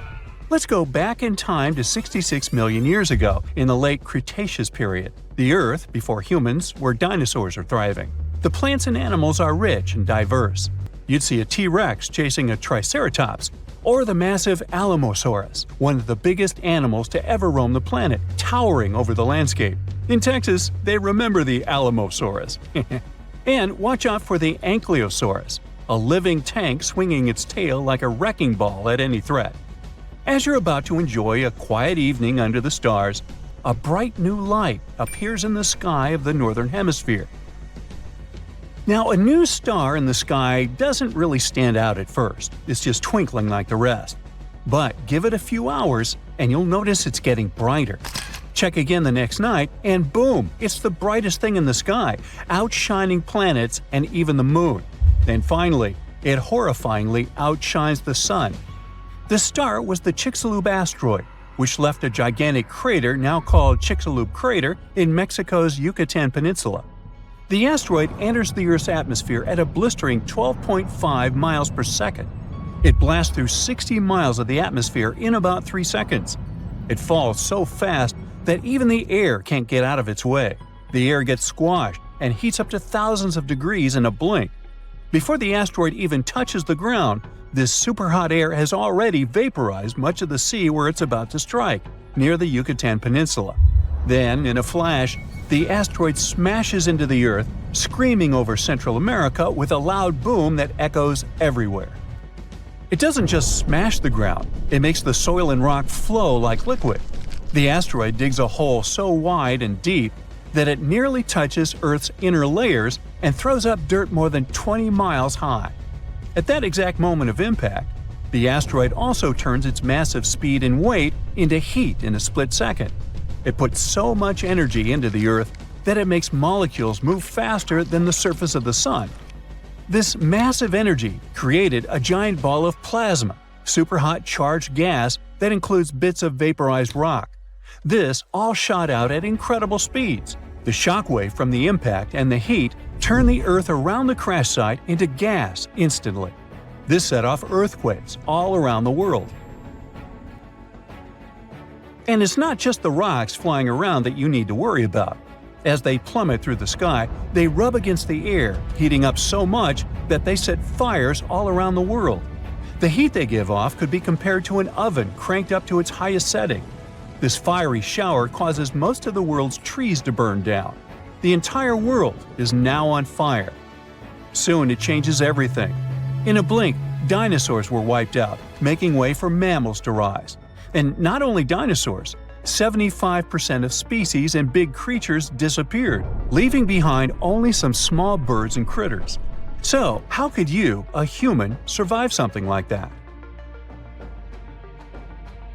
Now, some animals made it back then. To survive, we need to learn from their resilience. The only birds that survive even in the toughest conditions are the ones nesting safely on the ground. Among the few larger animals that manage to dodge extinction, all have ways to deal with the heat. Some, like certain small mammals, snakes, and lizards, can dig themselves into cooler underground burrows. Others, like crocodiles and turtles, just hide in the water. So, if you're exactly on the other side of the planet when the strike happens, and you act super fast, you might just make it. Right now, the impact is about 10,000 miles away, but don't underestimate its power. As soon as you hear the loud boom, head underground as quickly as you can. And be careful, because you'll feel the earth shake about 30 minutes later. Hide in a deep cave, preferably with a narrow entrance. It would protect you from the falling debris, and the temperatures underground would be stable. Also, some caves have natural water sources, rivers or streams. You might also prepare for the not-so-great diet of insects, fungi, or poor small animals that also seek refuge in the cave system. But it's better than nothing. You also need to be extremely far away from any large bodies of water. Being near the ocean might seem like a safe bet during a massive asteroid impact because the sea can buffer extreme temperature changes. But the earthquakes trigger terrifying tsunamis, even in lakes or fjords. The asteroid's crash sets off not just one tsunami, but many, and they're as tall as skyscrapers. Within an hour, colossal waves between 600 and 1,000 feet high hit the Gulf Coast, slamming into places like Mexico and the southern United States, and flooding miles inland. These waves are so powerful, they even push rivers backward. These tsunamis continue around coastlines, reaching the east coast of the United States, and 6 hours later, they hit Europe, Africa, and the Mediterranean. By 15 hours after the impact, there isn't a coastline on Earth that hasn't felt the wrath of these waves.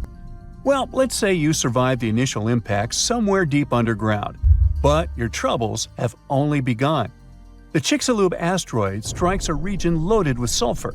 This sends 100 billion tons of sulfur and an enormous amount of water into the sky. The water vapor forms massive storm clouds. They start to rain acid. In colder places, huge snowstorms bury the land under feet of snow each day. The impact also vaporizes massive amounts of oil, throwing up 150 football stadiums worth of it into the air. This oil turns into a thick black soot in the stratosphere.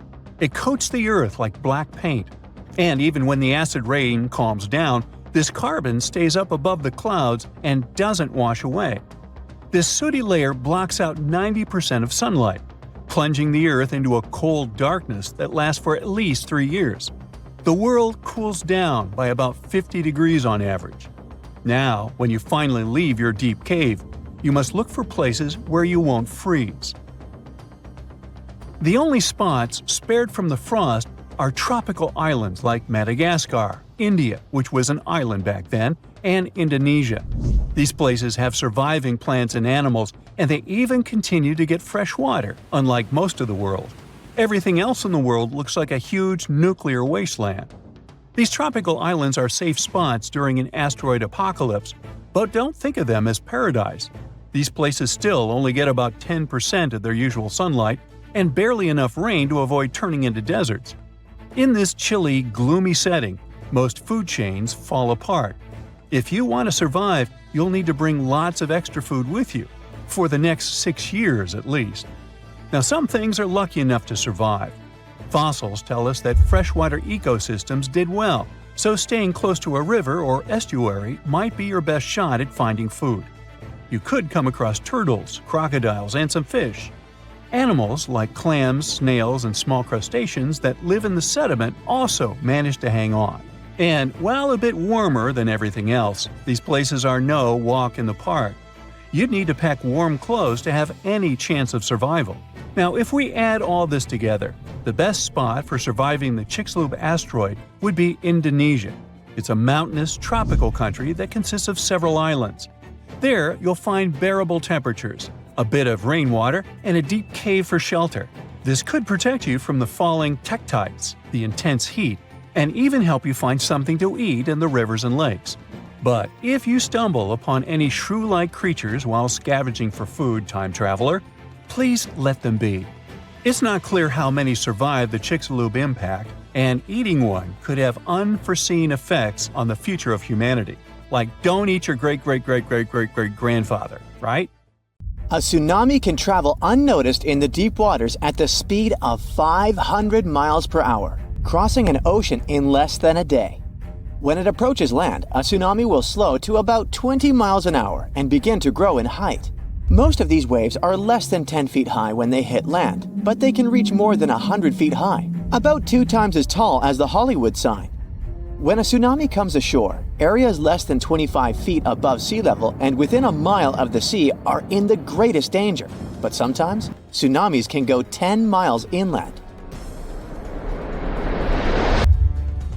If you're by the coast and feel a strong earthquake, especially one that lasts for more than 20 seconds, that could be a major red flag that a tsunami is on the way. Keep an eye out for sudden changes in the sea level.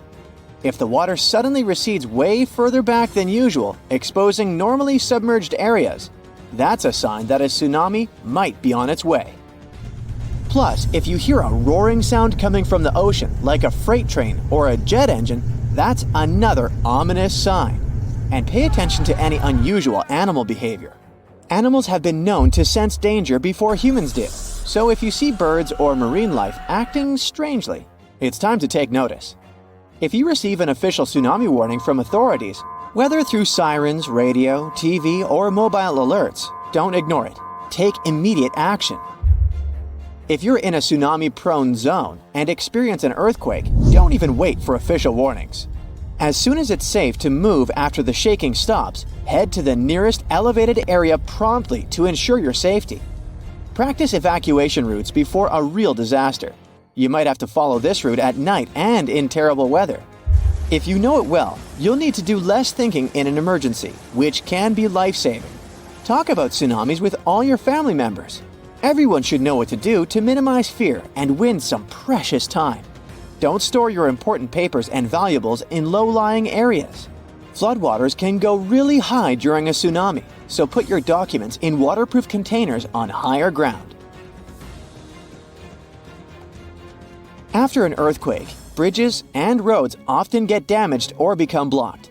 Not to get trapped in a car in a potentially hazardous location, walk or run towards safety. Never go down to the shore to watch for a tsunami. If you can see the wave, it means you're too close to outrun it.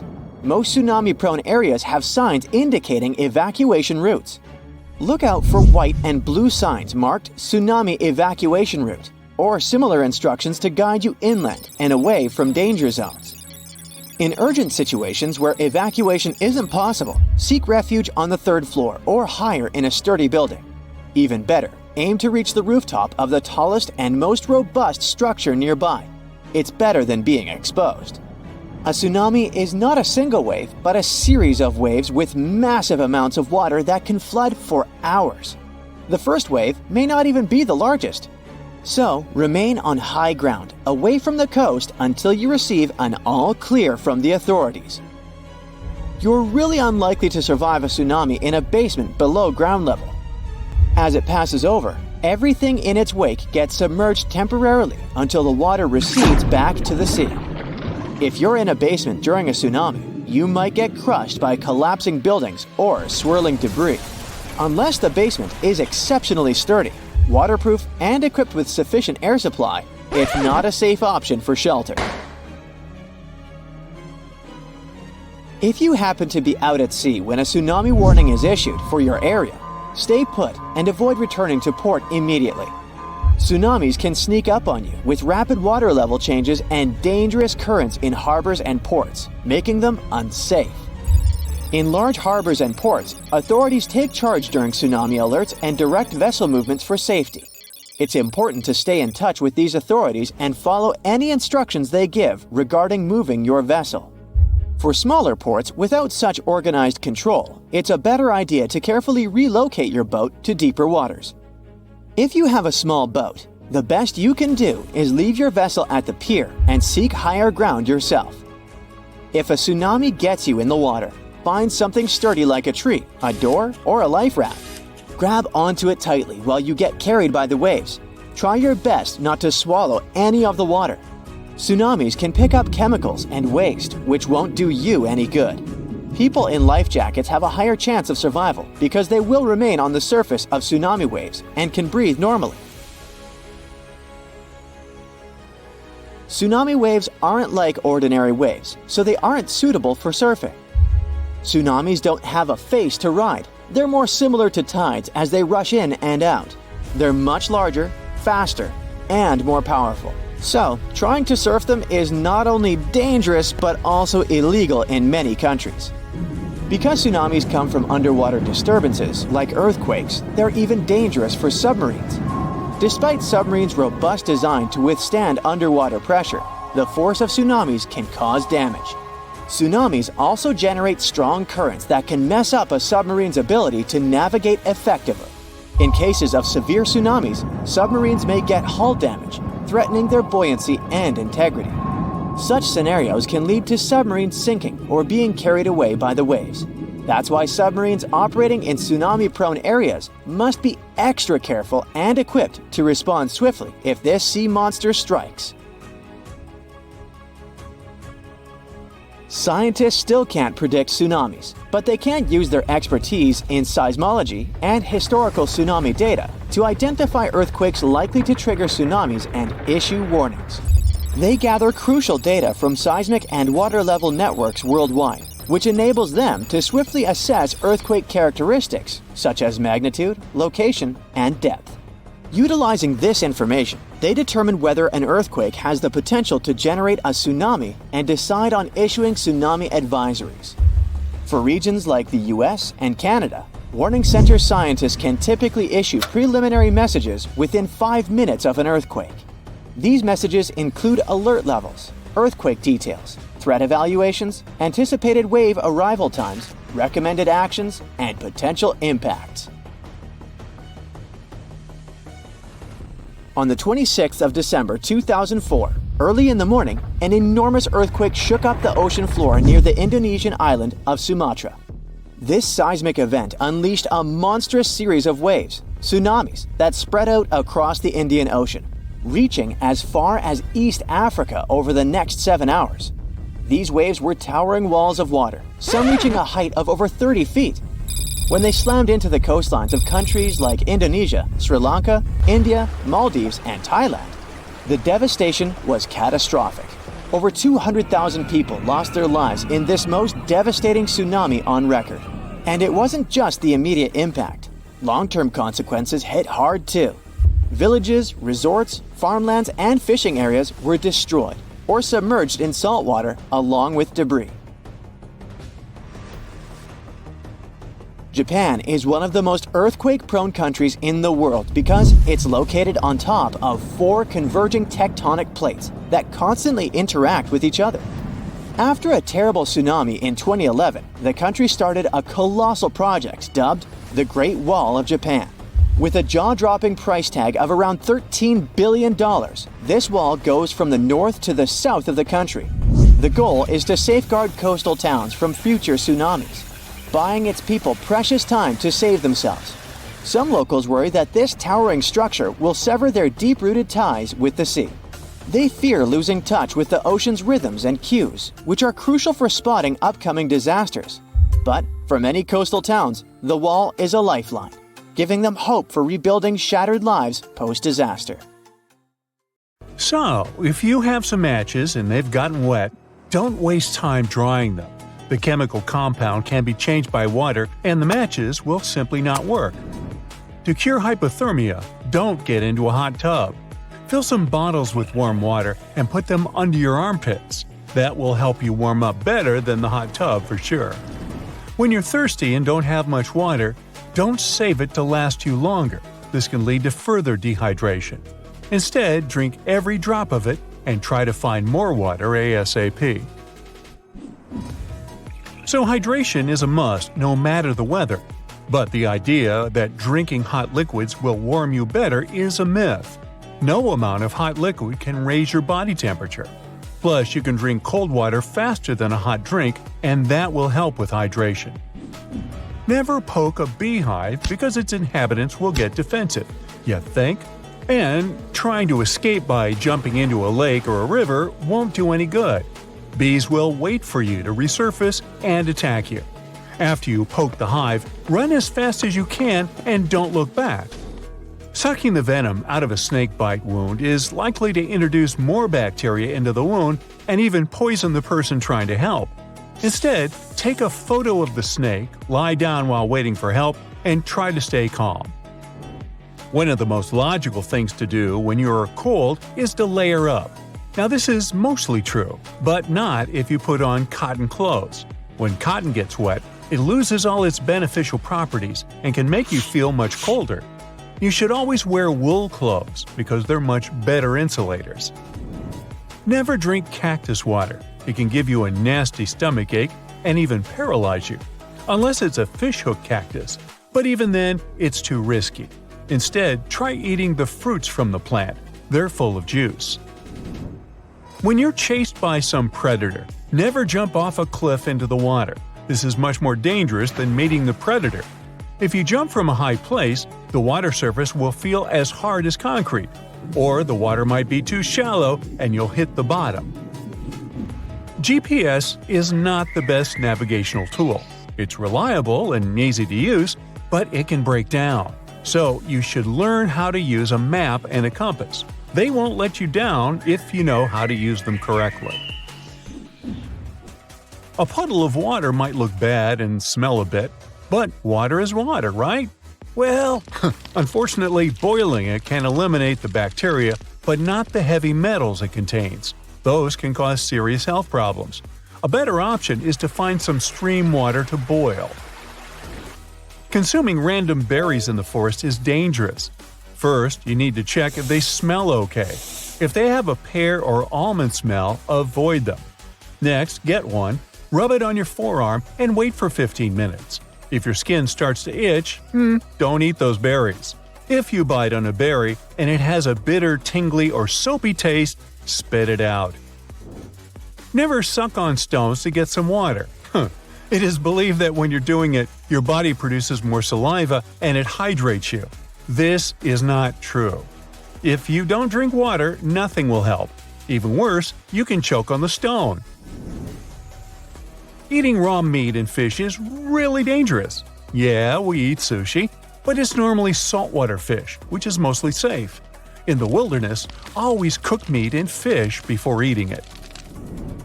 Moss doesn't only grow on south-facing surfaces. It can grow anywhere, depending on the temperature, so never use it to navigate. You'll be better off using some more reliable sources. For example, keep in mind that the sun rises in the east and sets in the west. Following birds to find water is a myth. They could be flying anywhere. Land animals like deer are a much better option. They usually know where the source of water is.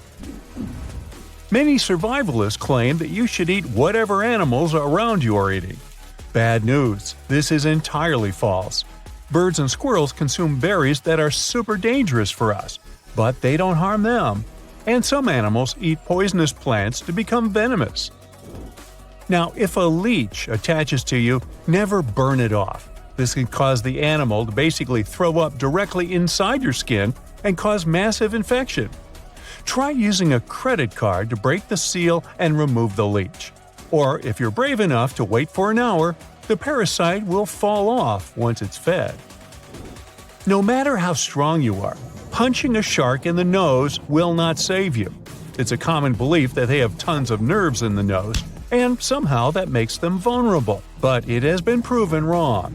If you find yourself in shark-infested waters, punching the animal in the gills or the eyes is much more effective than hitting the nose.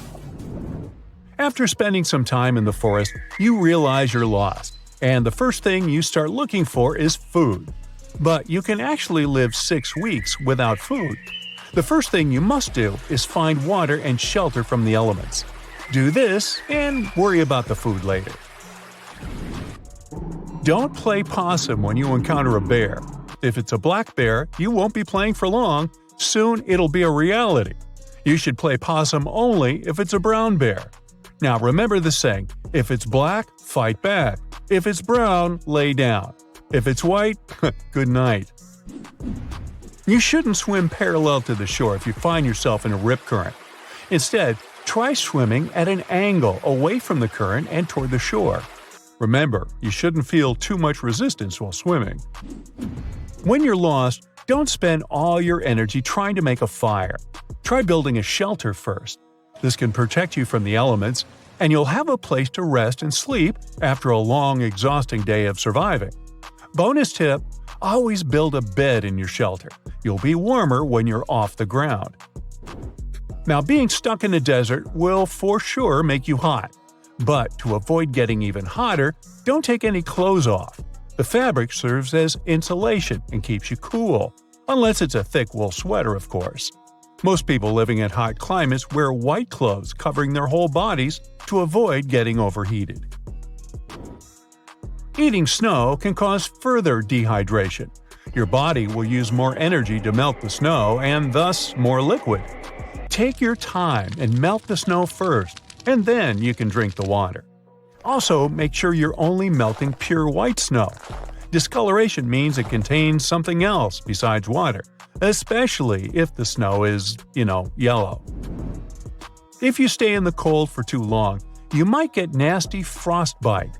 If you recognize the symptoms, never rub your hands together. It can damage your skin even more. The best thing to do is to seek immediate medical care. So, you see a cave, and the first thing you do is start a fire. Cave people did that all the time, so it must be okay, right? Wrong. The buildup of smoke can be very harmful. Instead, try covering yourself with some plant leaves to warm up. Getting stung by a jellyfish hurts a lot, and taking a leak on a jellyfish sting will not help you. It'll make the situation much worse. Wash the area with salt water and ask for medical assistance. It'll save you from an uncomfortable situation. Trust me on this. Well, if you don't have enough to worry about, here's another fear unlocked. You might turn into the next meal of a meat-eating plant. This type of plant has appeared in video games like Super Mario. That's why it looks familiar. So, we wonder here at Brightside, what would happen if a hypothetical giant Venus flytrap captured you? After all, these plants aren't picky eaters. They have sensitive trigger hairs, which cause the plant's iconic hinged jaws to snap shut. Its leaves are equipped with tiny bristle-like structures that interlock when the trap closes, making it difficult for prey to escape. Once it happens, the plant begins secreting digestive enzymes to break down the prey's soft tissue. The digestion process in carnivorous plants takes several days. During that time, the plant extracts nutrients from the dissolved prey. In our hypothetical situation, it would take a long time for the plant to consume you, and since the process would be extremely slow, most likely you'd be able to free yourself before significant harm occurs. In any scenario, it would be extremely hard for the plant to digest a human completely. The anatomy and digestive processes of Venus flytraps are adapted to deal with insects, not large animals like you. Even if they were larger, they would still not be able to eat you. Comforting? Somewhat. The Venus flytrap primarily consumes insects, spiders, and other small invertebrates. Researchers have found out that this plant can digest small pieces of human flesh, but the largest representatives measure just a few inches. So it's highly unlikely for a Venus flytrap or similar carnivorous plant to pose any serious threat to humans. Barry Rice is an astrobiologist from California, and he thought about this question too. In a rather cringe-worthy experiment, Rice applied his Venus flytraps with skin fragments peeled from his toes affected by the athlete's foot infection.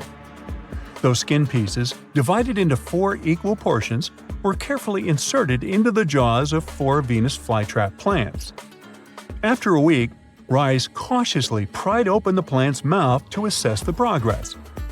To his surprise, the skin chunks were nearly completely digested, contrary to his initial expectation of them remaining intact. It means that Venus flytraps can indeed consume human flesh. Yet the prospect of these plants engulfing an entire human is unequivocally dismissed. Rice restricted his experiments to a specific tissue type, and there's no indication that the plant could break down sturdier components like bone or cartilage. The size limitations and the slow digestion process also act in favor of the person's survival. Now, when it comes to size, Venus flytraps can grow to about 5 inches in diameter. Each plant has about 6 stems with leaves that are hinged and lined with tooth-like edges. These flytraps are originally from North and South Carolina.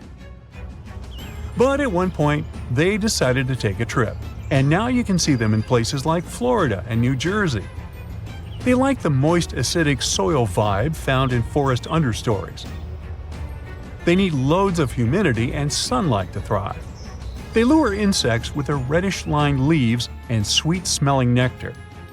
When a bug lands on their jaws, they don't snap shut right away. This process turns into a 20-second dance show. The petals stay open if the bug doesn't make at least 2 moves. It prevents random debris from getting trapped. On the second move, the plant goes from a happy convex shape to a hungry concave one, closing its jaws in less than a second. The bristles on the leaves act like jail bars, keeping the insect from pulling a Houdini. On the third move, digestion mode activates. Juices break down the bug. The plant reopens after 5 to 12 days, and whatever couldn't be digested just falls out. Actually, you can give a Venus flytrap a little touch without hurting yourself. In fact, they're pretty soft to the touch. Yes, these types of plants can't eat us, but it doesn't mean they're not spooky. For instance, this gigantic carnivorous plant can even devour rodents. It was discovered in the Philippines. The pitcher plant, rated as the world's second largest, can reach over 16 feet in height. It attracts prey with special nectar around its mouth. Once an animal is lured in, the plant's fluid, which contains enzymes and acids, starts breaking down the drowned victim's carcass. While such plants can eat rats and frogs, cultivating them as mousetraps is impractical due to the sheer number of mice in urban areas. Here's how plants become meat eaters. Around 70 million years ago, during the era of dinosaurs, certain plants underwent a genetic mutation that turned them into carnivores. In a study, researchers explored the evolution of carnivorous plants, focusing on 3 related species: the Venus flytrap, the water wheel plant, and the sundew. First, the plant's entire genetic code doubled, which allowed its genes to become more varied. Some genes changed to make traps out of leaves and use roots for catching prey. As the plants got nutrients from the prey, it didn't need as many genes for regular leaves and roots. Over time, evolution fine-tuned the roots and leaves for trapping. This shows how plants that hadn't been carnivores before changed to become really good at catching and eating animals. It helped them survive in soils that didn't have many nutrients by getting nutrients from the animals they caught. Now, carnivorous plants are rare, but they are a big family. There are more than 700 species found all around the world on every continent except Antarctica. They're not just hanging out in damp swamps and jungles. North America takes the crown for the highest number of different carnivorous plant species. We're so proud of that. Venus flytraps are the ones with the iconic snap trap. Pitcher plants, on the other hand, work with a pitfall trap. It's straightforward. Their leaves are hollow and filled with water and digestive acids. Any bug that falls in ends up drowning and being slowly digested over time. Some pitcher plants have waxy leaves to make bugs slide inside more easily, while others use chemicals to reduce water tension, making any insect that lands in their trap instantly sink and drown. Let's move on to sticky traps. Some plants, like sundews, use active sticky traps. They have tentacles all over their leaves that stick to insects. The tentacles close when an insect lands on them, suffocating the bug. Then there are passive sticky traps. Think of them like sticky mousetraps in a garage. Insects that land on these tiny sticky tentacles just get stuck, and the plant sends out digestive acids to turn them into a liquid snack. Now let's get to the showstopper: suction traps. Bladderworts are the stars here, pulling in bugs and other prey faster than you can blink twice. They love snacking on mosquito larvae. But big ones can even grab small tadpoles by the tail and devour them from bottom to top. Have you had your lunch yet? Okay. Then there's the lobster pot trap. This one is a unique trap where the plant's roots are hollow and have openings. Sharp hairs force tiny bugs and larvae into the roots. The bugs can't turn around and they end up heading straight for the plant's stomach. Fun fact: Not all carnivorous plants need digestive enzymes. Some team up with helpful bacteria and focus on physical traps instead. Carnivorous plants don't grow only on land. There are underwater ones too. The water wheel plant and bladderworts live beneath the surface. Even deserts have their own carnivorous plant players. If you see carnivorous plants in the wild, resist the urge to take them home. Unfortunately, many of these plants are endangered because people poach them from their natural habitats. Even the famous Venus flytrap is at risk of extinction. There are no carnivorous plants dangerous for us humans, but this one might give you a fright because of its terrifying appearance. On the other hand, it may help you resist the temptation to take these plants home as souvenirs. Sweet dreams! This black, ominous-looking snake won't hurt you. It's got no fangs. You may have mistakenly thought that this black critter is none other than a black mamba, but it's just a harmless rat snake. There's one main sign that can help you figure out if a snake is really dangerous. Unfanged species do not have a venom delivery system, therefore, their bites won't harm you that much. But if you see a snake with fangs, you're in real danger. If you come across a snake, it's best to leave the area and seek assistance from a wildlife professional in identifying the reptile. Here are some tips to help you distinguish between the two types. Observe their behavior, nesting habits, and habitats. Some snakes may shake their tails as a warning signal. Also, venomous snakes typically have triangular-shaped heads, compared to non-venomous snakes with rounded heads. Time for an optical illusion. Can you spot a snake here? You'd better be attentive because there's a boomslang hiding on that tree. This slithery critter has mastered the art of disguise, and it likes to pretend to be a tree branch. Also, boomslangs may not have the best sense of smell, but they make up for it with their ability to detect chemicals in the air. Using their tongues, they gather odor molecules and press them against their sensory organs in the mouth. This snake is venomous. Just look at those fangs. Still, while they're not in use, the snake can neatly fold back its fangs into its mouth. Rattlesnakes and humans have something in common. Both have a lot of keratin-made accessories in our bodies. Human nails and hair are made of keratin, and rattlesnakes' rattles are made of it too. The staple sounds these slithery creatures make are similar to the noise we humans can make when we rub our nails against one another. But these reptiles do it super fast, so it almost sounds like hissing. Whenever the snakes shed, they add up a new segment to their rattle. But it's not like the older a snake is, the more segments it has. Their rattles may wear off or break, just like our nails. Rattlesnakes, as well as many other snakes, have a unique inner ear structure that doesn't include an eardrum. This means they can't pick up airborne sounds like we do. Instead, their inner ear is connected to their jaw, and they use this mechanism to feel vibrations.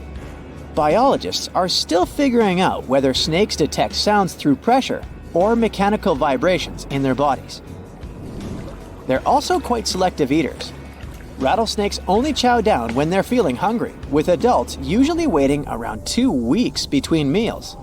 These sneaky hunters usually go after mice, rats, squirrels, and rabbits, but they won't say no to a bird if they manage to catch one. Younger rattlesnakes, on the other hand, tend to have a heartier appetite, sometimes dining as often as once a week. Now look at their huge fangs. They're like hypodermic needles, hollow and sharp, allowing them to inject venom.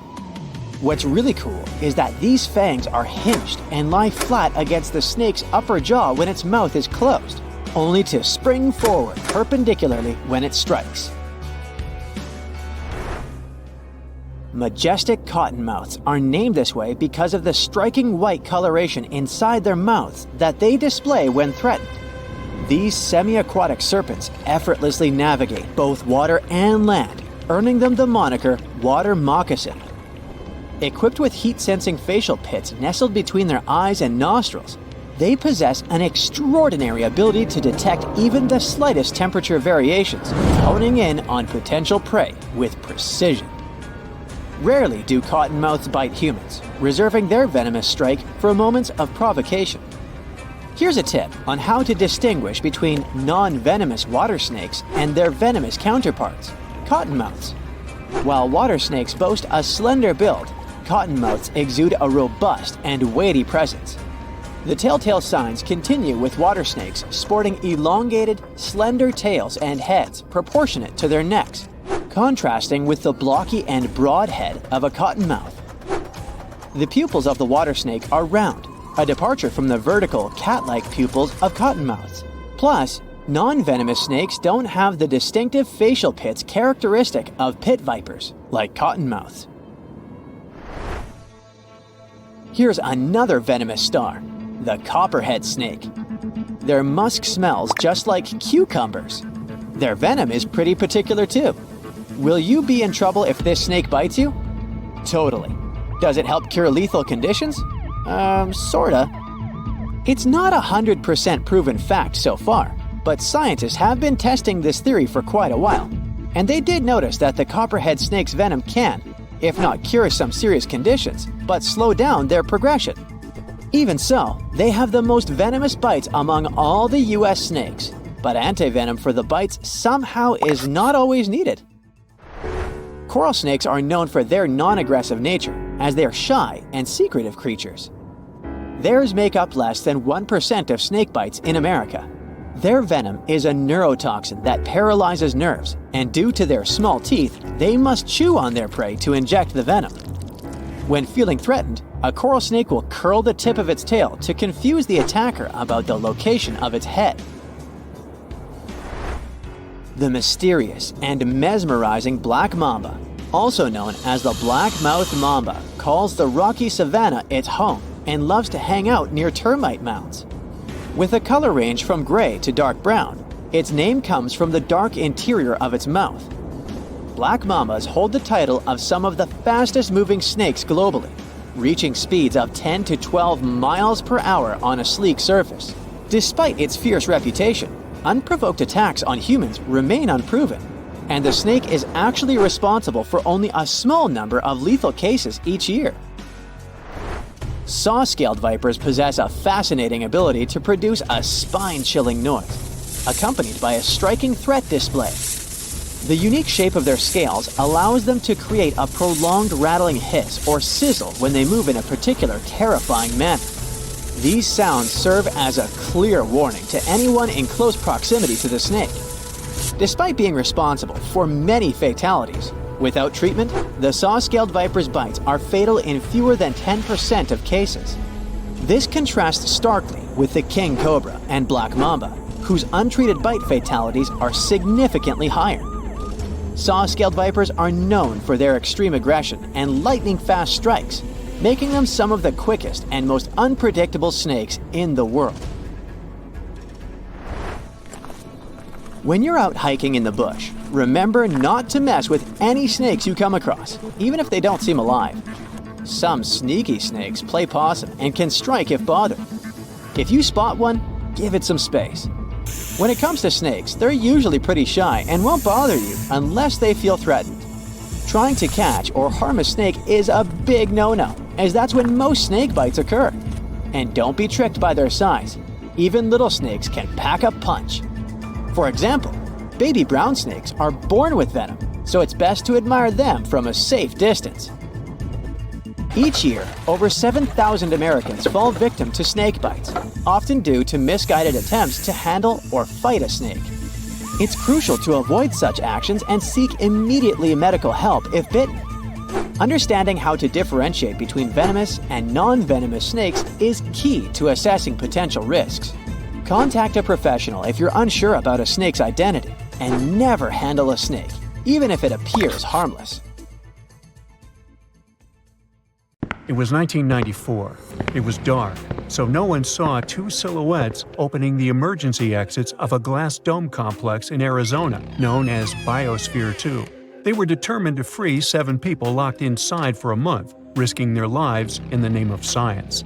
The mission was accomplished, but they got hit with trespassing and vandalism charges. The vandals were Abigail Ailing and Mark Van Pillow, They were among the first 8 poor devils who lived in that place as guinea pigs, and they didn't want anyone else to go through the same horrors they had experienced. $150 million were spent to see if humans could create suitable living conditions on other planets, like Mars.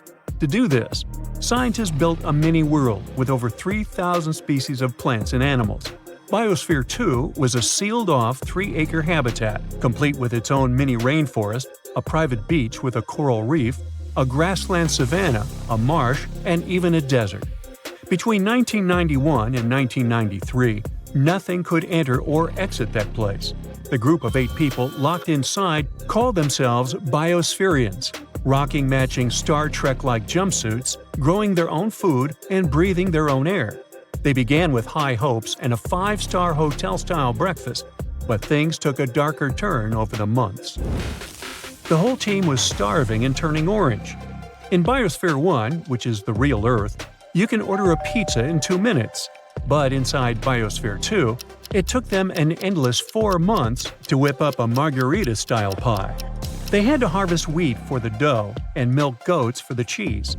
The goal was to be completely self-sufficient, and they became part of an atmosphere, quite literally. When they breathed out, their CO2 fed the sweet potatoes they were growing. And those sweet potatoes became part of them since they were essentially eating the same carbons over and over again. They had so many sweet potato feasts that their skin actually turned orange from all the excess beta-carotene. What seemed like a funny situation at the time highlighted a big issue. The crop yields in Biosphere 2 were a total disappointment, and the crew was starving.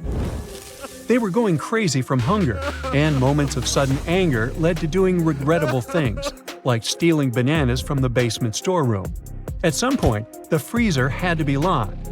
Over the first 6 months, each of them lost between 18 and 58 pounds of weight. Every day, someone took charge of weighing out fresh food for the cook, logging the information about nutrients into the computer to make sure the crew hit their recommended calorie, protein, and fat goals. Initially, meals were served buffet-style, but as the crew got hungrier, the cooks started to meticulously divide their food into equal portions. Their diet, mostly sweet potatoes, carrots, fruits, and occasional meat on Sundays, were supposed to keep them going during those exhausting 80-hour work weeks of heavy physical labor. Biospherians were leaving every meal still hungry, and they had recurring dreams of McDonald's hamburgers, sushi, Snickers bars, and cheesecake. The air was running out. The entire place was completely sealed, with steel and glass at the top and a solid steel floor underneath. Managers made sure to check everything coming in to avoid synthetic materials emitting harmful gases. Living areas were furnished with wood and wool, and they couldn't use chemical deodorants or blow out birthday candles. Biospherians were counting on the food they grew and their mini rainforest to produce enough oxygen for them to survive. However, they were losing oxygen very fast, drowning in their own carbon dioxide emissions, and worst of all, they had no idea why. With another 9 months of the experiment to go, oxygen levels had dropped from 21% to around 15%, which feels like living at the top of Mount Fuji. They felt awful, basically dragging themselves around the biosphere.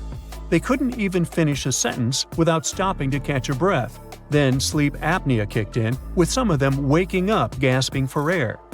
To bring down the carbon levels inside Biosphere 2, they tried some desperate moves, like growing plants like crazy, cutting back on watering the soil as much as possible, and even giving up on tilling. Nothing worked. So everyone decided they had hit a dangerously low point and asked for help. Refrigerated trucks showed up to pump more pure oxygen into Biosphere 2. As soon as the gas started flowing in, they burst out laughing and began running around. The ecosystem was a total mess. Hummingbirds and honeybees vanished after a couple of months, so plants weren't getting pollinated anymore. Worms and broad mites attacked crops, and cockroaches just took over. 4 species of cockroaches were brought inside to recycle organic matter, but the regular household cockroach was the ultimate survivor. They somehow sneaked in and multiplied, becoming a serious threat to crops. At night, the kitchen got flooded with cockroaches as soon as the lights went out. To combat the infestation, the group greased coffee mugs with lubricant and put pieces of papaya inside as bait.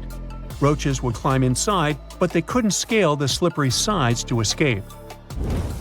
Being hungry, lacking oxygen, dealing with bug infestations, that's enough to make anyone go nuts. Heated arguments led to cups being thrown and people being spat at. Eventually, the whole group just split into two. They stopped talking and could walk right past one another in the hallways without even making eye contact. Half of them wanted more food and oxygen to continue the research with some dignity, while the other half believed in survival without external help, no matter the costs. The truth is, the sealed chamber had been breached long before that. Just 2 weeks after they got inside, a biospherian named Jane Pointer cut off the tip of her finger in a cooking accident while making rice. The mission's doctor tried sewing the tip back on, but it didn't work, and her finger turned black within days. She went to a hospital outside for surgery, and a couple hours later, she sneaked back inside, carrying a duffel bag filled with supplies like computer parts and color film. Reporters would only learn of that sneaky delivery months later, and because of that, many people have questioned the credibility of the entire experiment. Media treated the experiment like a reality show, branding it as trendy ecological entertainment. Headline news around the world made it sound as if they were on the brink of losing their lives, to the point where families were concerned, calling the biospherians to check if they were really okay. The group felt like they were in a human zoo, with tourists coming from far away to peer into the glass cage. In the first 6 months alone, more than 150,000 people visited the place. Biosphere 2 ended up becoming a pop culture punchline, inspiring a comedy movie called Biodome and decades of funny sketches. You might be wondering why none of them quit the experiment and walked out the front door. Well, none of the environmentalists wanted to be the first to admit it was too much to handle. Plus, they were all still hopeful they could somehow crack the puzzle of building Earth number 2. By the end, they had managed to find 7 tons of missing oxygen. It had been absorbed by the concrete. Even though being breathless all the time might seem like the biggest challenge they face, the biospherians said that learning how to deal with people in a closed environment was even harder. It looks like the experiment was a huge failure, but the group did learn a lot of valuable lessons. They proved that a sealed ecosystem could work for years. They contributed to studies on reef restoration, and their farms showed that high productivity and full nutrient recycling could be achieved without toxic chemicals. In case you wonder, this wasn't the end of the glass complex. The second mission inside Biosphere 2 took place in March 1994. Now, you can go back to the beginning of the video to understand how that worked out. On some nights, when the sky over a powerful thunderstorm is clear, you might see elves, gnomes, trolls, or blue jets. Blue jets sound kinda random here, right? But we're not actually talking about fairy tales. These are all just different types of lightning flashes that are mostly visible very high above raging thunderstorm clouds. Let's take red sprites. Those are flashes of light that appear above thunderstorms that come in clusters. They are rare because they're only caused by a specific type of lightning called positive cloud-to-ground strikes. So a positive charge is transferred from a thundercloud to the ground during a lightning strike. These types of lightning make up only 10% of all lightning strikes.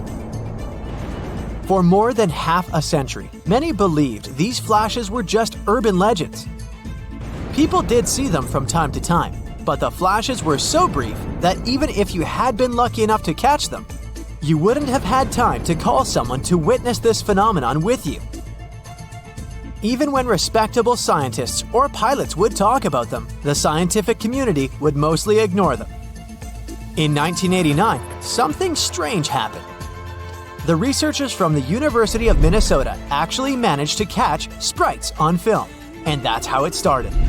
People across the world began sharing videos and photos of red sprites. Red sprites can start as 328-foot balls made of ionized air. These balls shoot down from heights of about 50 miles at 10% of the speed of light. And researchers have been studying not only the lightning that plunges down from ranging clouds, but these colorful flashes that go towards space too.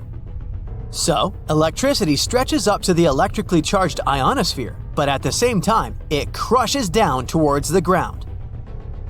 Red sprites come in different shapes, like these big, cool jellyfish sprites that sometimes have areas that measure up to 30 square miles.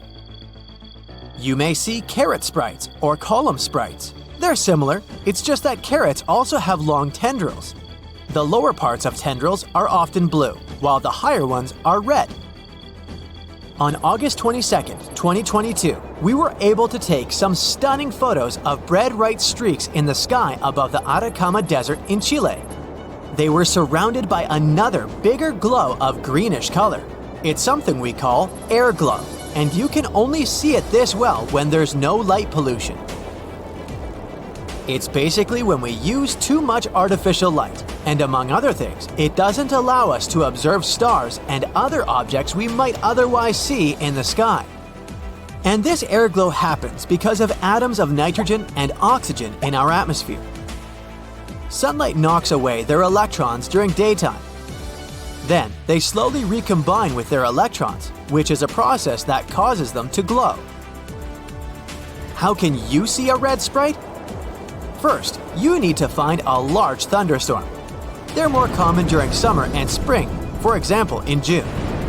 Of course, sprites can appear at any time if there are powerful enough storms with lightning at ground level. The skies need to be clear and very dark, ideally without bright moonlight. And the storm should be around 100 to 200 miles away. That way, clouds won't block the sky and you'll have better visibility. In the perfect scenario, the storm will be moving along a distant horizon, so you'll be able to see everything above the cloud tops. You can track a storm with weather radar. Your eyes need some time to adapt to the darkness around you. Give them some time, about 20 to 30 minutes. Keep your eyes above the clouds and try not to look at the clouds directly. Ignore lightning flashes. A sprite will pop maybe once for every 200 lightning strikes. Don't expect to really capture it on camera, it's not easy. But the view itself will likely be worth the wait. This and similar flashy events are something we call TLEs, which stands for Transient Luminous Events. Blue jets are also worth mentioning. These are dim blue lights that stream up like a very fast puff of smoke above powerful hailstorms. They're also very rare, and in most cases, you'll only be able to see them from an airplane. And now we get to those fairy tale creatures. Elves, when we talk about lightning flashes, are brief discs of dim light you can see about 60 miles high in the atmosphere. It's just an abbreviation. Their full name is emissions of light and very low frequency perturbations due to electromagnetic pulse sources. Yeah, I suggest we stick to elves. Moving to trolls. Those are red spots that pop close to cloud tops after the flash of a very powerful red sprite. Gnomes are the smallest and fastest flashes. We're talking about tiny white spikes of light that flash from the top of a big anvil of thunderclouds. The anvil is that elongated cloud you see at the top of a raging storm. It spreads downwind together with upper-level winds, and gnomes last for only a microsecond. And check this out. Ball lightning is in the shape of fiery orbs that can be as big as a golf ball or can grow up to a very large beach ball. They can be yellow, red, white, orange, green, or purple, and they can stay alive for a couple of seconds, even minutes sometimes. For the centuries, many people have been talking about how they saw ball lightning, sometimes even floating into their homes. But such events are really unpredictable and happen very rarely. Scientists have managed to recreate ball lightning in the lab, or at least something very similar to it. They have realized that ball lightning probably shows up after a lightning bolt strikes the ground. Mineral grains in the soil then vaporize. Here's something spectacular: volcanic lightning. This one is born in the plumes of a wild volcanic eruption. Like the rest of thunderstorms, volcanic lightning forms when static electricity builds up in Earth's atmosphere. and then it gets released in the shape of a lightning bolt. Scientists don't understand the whole mechanism here, but they think it's related to charging. For example, ice charging is what causes thunderstorms to form. It plays a part in producing lightning during volcanic eruptions too. This happens when the air heated in an eruption rises into the sky and meets cold air. The water from the eruption turns into ice particles, and when these particles bump into each other, some electrons get knocked off. The ice particles that now have more positive charges move higher into the sky and gather together. Or it may be frictional charging, another thing that leads to volcanic lightning. The same as ice charging happens when tiny particles of ice collide. Here we have ash and pieces of rock colliding and creating charged ions. There's dark lightning too. Over 10 years ago, researchers discovered that thunderstorms could generate brief but very strong bursts of gamma rays, which is the form of light with the highest energy. They are so bright that they can blind sensors on satellites, even when they're hundreds of miles away. They can also create antimatter. Antimatter is a type of matter made of particles with opposite charges compared to the particles in normal matter. Imagine having two boxes full of blocks. Some blocks are red and some are blue. When these pairs touch each other, they disappear or annihilate and turn into energy. That's what happens when particles of matter and antimatter meet. And these flashes could be the result of dark lightning because it gives off light that's not really visible. Regular lightning involves slow electrons. In dark lightning, electrons are high energy. They crash into air molecules and, by doing that, produce gamma rays. Did you know that most break-ins take place in the middle of the day? The FBI says burglaries happen midday because people are outside the house. Don't let your home be an easy mark for theft. Here are 10 tips to protect your home and some security items you might need along the way. Number 1 on our list is portable door locks. They aren't just designed for regular houses. Let's say you stay in a rented house where other guests also come and go. You can carry one of these portable locks with you. Many rooms have secondary locking mechanisms besides the regular lock, like security chains attached to the door, but you shouldn't always rely on them. These mechanisms are only held by screws. It means they're easy to dislocate. There are many portable lock models, so what should you look for? Ease of use is the key for installation and removal in case of emergency. Most inward swing doors are suitable for these items. Add-A-Lock is a good example. You can find it on Amazon.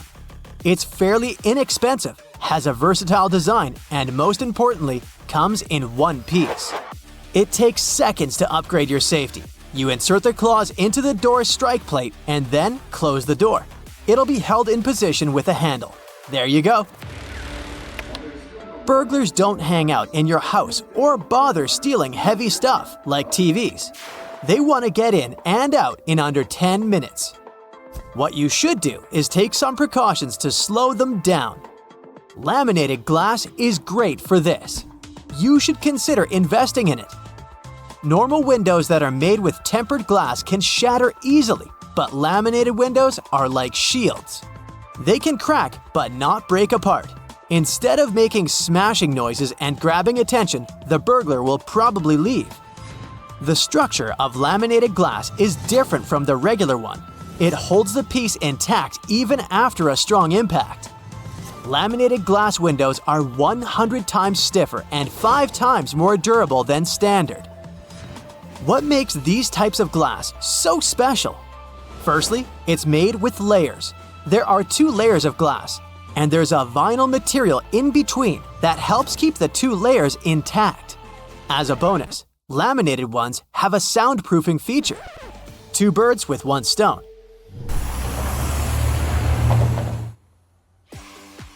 The interlayer absorbs some of the outside noise. It's glass after all. Aren't we going to see the vinyl layer? That might be the question that popped into your head. Nope, laminated glass is transparent, just like other types. Enjoy the crystal clear views while staying safe. I would say, but unfortunately, it's expensive to get these specifically manufactured burglar-deterrent glasses. You can have professionals install a laminate film onto your standard windows. Or you can even buy security film. They all work according to the same principle, but obviously, these alternatives cannot be as strong as the laminated glass itself. The next few tips come from an ex-burglar, Michael Fraser. Now he's giving bits of advice on how to protect from theft. His first tip is quite interesting. Don't put a "Beware of the dog" sticker if you have a dog. If a dog can walk around the house without triggering the alarm, so can a human. This is the way burglars think. Plus, many dogs get friendly in a short time unless they're specifically trained to catch strangers. Otherwise, they can easily be put in a room and, well, you know the rest. Bye-bye to precious items. Advertising your house for sale online is a standard procedure to attract potential buyers, but also thieves. With your innocent pics, burglars can have floor plans with virtual tours. They can easily spot the entry and escape routes. Sounds like a perfect plan to rob a house. Number 5 is buying a home security system. It helps prevent thefts and notifies you if that happens. According to the data, homes without a security system are almost 3 times more vulnerable to break-ins. There are numerous ones to choose from. Some are pricey, but luckily, there are affordable options too. You don't even have to call professionals. This do-it-yourself security system from Amazon is an example of a budget-friendly gadget with useful features. These types of devices are designed to be easy to install. You'll be guided through an app for the software and for the product itself. Bonus, you won't have to deal with screws, tools, or drilling. They have fast emergency dispatch that can notify the authorities if you say so. Since it's easy to set up, it's perfect for short-term residents too. Remember I mentioned that if a dog can walk in the house, so can a thief? Well, technology is not in favor of thieves. These types of devices can now detect intruders and be friends with your pet. The sensors can be put in the window, doors, and corners, but still be adjusted to avoid fake alarms by the pets. Another device to add a layer of protection to you, especially in shared residences like dorms, is a doorstop alarm. These devices are very compact, so you can put them in your luggage and take them on your dream vacation. You can use it in your daily life. A doorstop alarm can be used on any door as long as you place it inside. It works as a door wedge, but it keeps the door closed. How does it work? When the alarm is triggered, it will keep the intruder outside the door and activate a noise alarm. It can wake the owner of the house or neighbors. This one, again, can be easily found on Amazon. Ex-burglar Michael also recommends thinking like a thief. Ask yourself, how would I get in? It's a great starting exercise for discovering vulnerable spots. Walk around your home. Is there a window that can be easily opened? Oh wait, is it your laptop on the desk that can be seen from the street? Speaking of the street, if you buy a new electronic device like a TV or a computer, don't leave the empty cartons displayed near the trash container. This looks like an invitation to thieves. They will know that you have expensive electronics inside the house. Instead, break down the cardboard boxes and then put them away for recycling. Unfortunately, first-floor windows are entry points in 23% of home break-ins. To prevent this, you can purchase a wireless alarm kit. When it comes to the front door, installing a double-key deadbolt can be a solution. Similarly, motion sensor lighting does the job. Do you have blind spots around your home? Upgrade to a security camera with night vision. If you want to see what's happening inside your house rather than outside, you can get one of these cool security gadgets. Orbi Robotic Mobile Sphere is like a ball, but it has a camera inserted in it. It doesn't have a limited view. Imagine you're at the office and want to play with your dog. Your four-pawed best friend can chase the ball at home while you're away controlling the device. Okay, we're here to save your house from burglars, so I'll leave fun pet toys for another video. Here is a shocking truth about fences. Most people believe that fences are like guardians protecting their property. Sorry to break it to you, but even tall and solid ones aren't as secure as you believe. The #1 rule of a thief is not to be caught. And if they broke into a house with fences at night, they'd be perfectly covered. Your neighbors can't see who that person is. Unless they have X-ray vision. The fences should be hard to climb. One of the points of having a fence is privacy. But I'm just saying metal, wire, and picket fences are harder for intruders to fly in. So, we cracked the burglar's code. Implementing the tips on our list might help you discourage and prevent burglary and keep you safe. Did you experience such unpleasant incidents? If so, do you have any other tips for fellow Brightsiders to watch out for? Oops, another burglary in the US has just occurred. Wait another 22.6 seconds and there will be another one. Hey, no need to worry about your property. Forewarned, forearmed. Let's explore a few tips on how to protect your house. A mere sticker can contribute a lot to your house's safety. For instance, you can use a sticker that says you have a home security system, even if in reality you don't. It may not sound convincing enough, but still, burglars prefer not to mess with such houses. Just one more tip here. Make sure the sticker looks true to life, so a makeshift sign won't do. It's better to fork out some money and grab a real-looking sticker. Another smart trick is to leave a pair of really large shoes on the porch so that the burglars could clearly see them. It will make them think someone big and dangerous lives there, and they won't fancy meeting them. Right, now let's inspect your door. I hope you don't leave the keys under the doormat. The only things you can leave under the mat are the cookies or chips. This is a fun way to see if someone was visiting you while you were away. However, the trick doesn't give you a 100% guarantee. It might be a mailman, a delivery guy who got the wrong door, or even a random dog hanging around your porch. Yeah, cookies feel better in your stomach, not under the doormat. Okay, you're back home from work. It was a tough day and you're tired. You leave the keys in the keyhole and completely forget about it. Right, the main thing is that you've locked the door and the keys are inside. But who said there is no burglar in the bushes targeting your house? Technically, it might be impossible to insert a dupe and get in if there's a key in the keyhole. But these guys are well equipped and have a whole assortment of hooks to lure the key out. You know what happens next?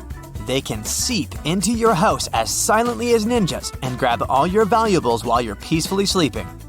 A lock that can only be closed from the inside and can't be opened from the outside seems like a good solution.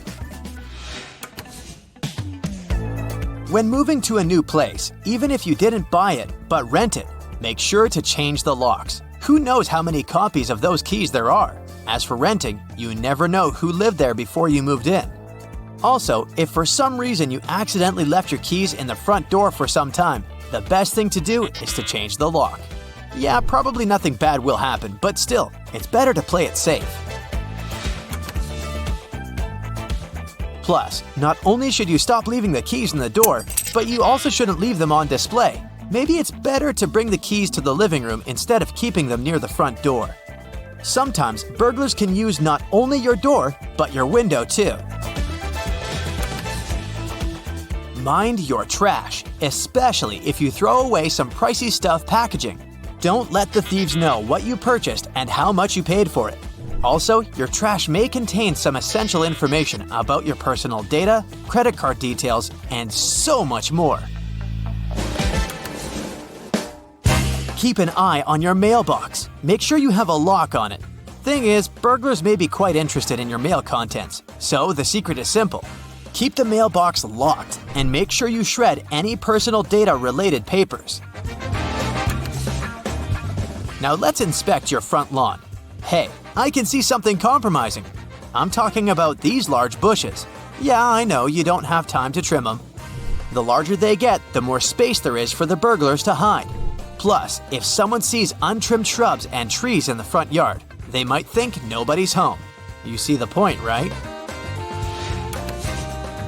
Okay, let's say you ignored all the previous tips and burglars broke into your house. The most interesting thing for them is surely cash. If you don't have any cash at home, you can skip this tip. But if you have valuables, get creative. Cash can be stuffed into a plastic bag and hidden in a large container with some leftovers. Also, you can place that plastic bag into an old detergent bottle you keep in the storeroom or the kitchen. Burglars aren't likely to look for your stash there. A couple of don'ts here. Hiding cash or jewels in a prescription pills container isn't that smart. And yeah, a freezer isn't the best option either. Many burglars like to check it in the first place. Time to see if you keep your keys right. If you keep your car and house keys together, you might want to reconsider it. First off, imagine you lose them and burglars somehow know where you live. Not only will they grab what they want, but they'll also have a vehicle to transport all your hard-earned belongings. Keep an eye on your garage keys, especially if it's possible to sneak into your house through your garage. Even if it isn't, who said there are no valuables in the garage? However, there are no limits whatsoever for burglars. They can sneak into houses even through small windows. The reason why they prefer doors is that it's the safest way, while squeezing through the window can get scratches, and it's not that they don't want to spoil their looks. The thing is, if they leave their DNA, they can be traced. However, crooks are careful about not leaving their traces. For instance, a report from England claims only about 3% of burglars leave forensic evidence. To protect yourself at night, there are several options. Number 1, insert a large paperclip or a bobby pin inside the keyhole. You can use a spare pair of keys if you have them. This way, you'll make it extremely hard, if not impossible, for the burglars to use the key dupes. Number 2, barricading is an option. It can be a heavy chair, a bookshelf, you name it. I mean, why not if it makes you feel safe? If your door opens outwardly, a jammer could do a great job for you. A chair can be super handy. Secure it under the doorknob. It's not the most powerful security system, but at least it does its job. Binding the doorknobs or handles together can be an option too. A dummy security camera can protect you during the day and night. Again, burglars are not as fearless as they may seem. If you have a real CCTV, make sure the crooks don't deactivate it, so place it in some hard-to-get place. If you're ready to fork out some money for protection, then the motion sensor light is exactly what you need. Crooks like dim spots, and once they approach your place, they'll be frightened off by the bright light. This solution works as long as the burglars know you're home. In case they're sure you're away, it's way less efficient. TV and radio timers are another trick. With their help, you can imitate your home even if you're not. A perfect match for the motion sensor light. This trick can help outsmart some burglars, but again, it doesn't give a 100% guarantee. Some of them aren't afraid to break in, even if the TV's on. What about live alarm systems? This can be real or fake too. I'm talking about dogs. Remember the trick with the boots? You can do the same with a dog if you don't have one. Leave a large bowl on the porch, but make sure it all looks real. I mean, the bowl should not look untouched and brand new. Hey, do you know all your neighbors? If not, it's high time you baked some cookies and visited them to know them better. First, the crooks don't really like to operate in areas where few people know each other and care for each other. This way, their chances of being spotted and reported are extremely high. So, a sort of neighborhood watch is a perfect way to protect your house. And who knows, find new friends. Electronic satellites suddenly go out of control. There are voltage surges across the globe. In some places, there's a complete blackout. Scientists have little data on this incredible solar behavior, so we're still unable to accurately predict how or when exactly the next geomagnetic storm will happen. One such event took place back in July 2012, but thankfully it missed us. Not by far, though, by a mere 9 days. Just to give you a glimpse of what nearly happened, I need to explain some astronomical basics. A solar storm is a series of effects we feel here on Earth after certain events occur on the Sun. Our star is nothing more than a huge ball of molten gases that are constantly moving around. so these events happen more often than you'd think. For a solar storm to begin, our sun needs to emit bursts of energy. They're in the form of solar flares and coronal mass ejections. These two phenomena send electrical charges and waves of magnetic fields toward the Earth at an astonishing speed of about 3 million miles per hour. When these solar storms reach our planet, we can see northern lights display in locations close to the Arctic Circle. But they can also mess up satellites or other types of electronic communications. Some of these solar storms can be dangerous, and back in 2012, we came close to experiencing a very powerful one that could have had a serious outcome. The most powerful in as much as 150-plus years, based on research done by astronomers. But how did we manage to escape it? Did we have something to do with it, or was it just a pure coincidence? What we do know is that one of those coronal mass ejections did hit the Earth's orbit in late July 2012. Our planet had already left that specific location as it was on its scheduled trajectory around the Sun. So you might be asking yourself at this point, what if it didn't miss us? Turns out these intense solar storms are dangerous to all sorts of technological objects. Given we are now literally surrounded by electric objects, from our phones to our cars, try to imagine what would happen if they all stopped working all of a sudden. And here's how they work. Solar storms start with an explosion, or a solar flare. Then X-rays and UV radiation travel to our Earth at the speed of light. Some of the side effects? Well, they can include radio blackouts and GPS navigation errors. The effects can continue as minutes, or at times hours later, energetic particles reach our atmosphere. They move only a bit slower than the speed of light, but they can electrically shock the Earth's satellites and damage their components. Lastly, about a day later, clouds of magnetized plasma reach us as well. They can cause huge power blackouts, more or less paralyzing everything with an electrical plug. We might not even be able to flush our toilets, since most water supplies in cities use electric pumps these days. The effects of these geomagnetic storms would be different around the world, though. Solar storms are curious by themselves, but why do they affect some locations on Earth more than others? Based on recent research, geology has a lot to do with it. But I need to take you back a bit to paint you the bigger picture. Buckle up, because we're taking a trip in the time machine to a time when the moon didn't even exist yet. 4.6 billion years ago, our solar system looked a lot different than it does now, and that's putting it lightly. Hundreds of new planets began to form around the new sun.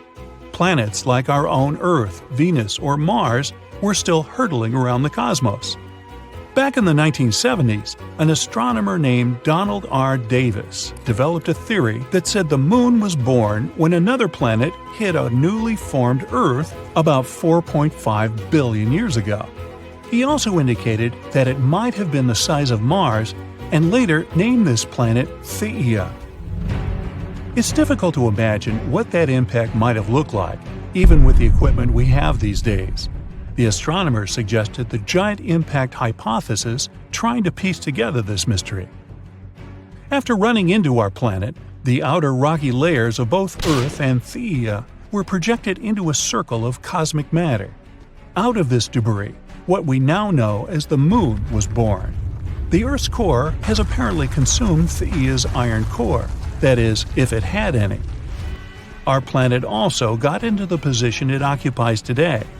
This way, it became more susceptible to geomagnetic storms. Back then, there was little to no information as to what might have happened to Theia, apart from giving us our only natural satellite.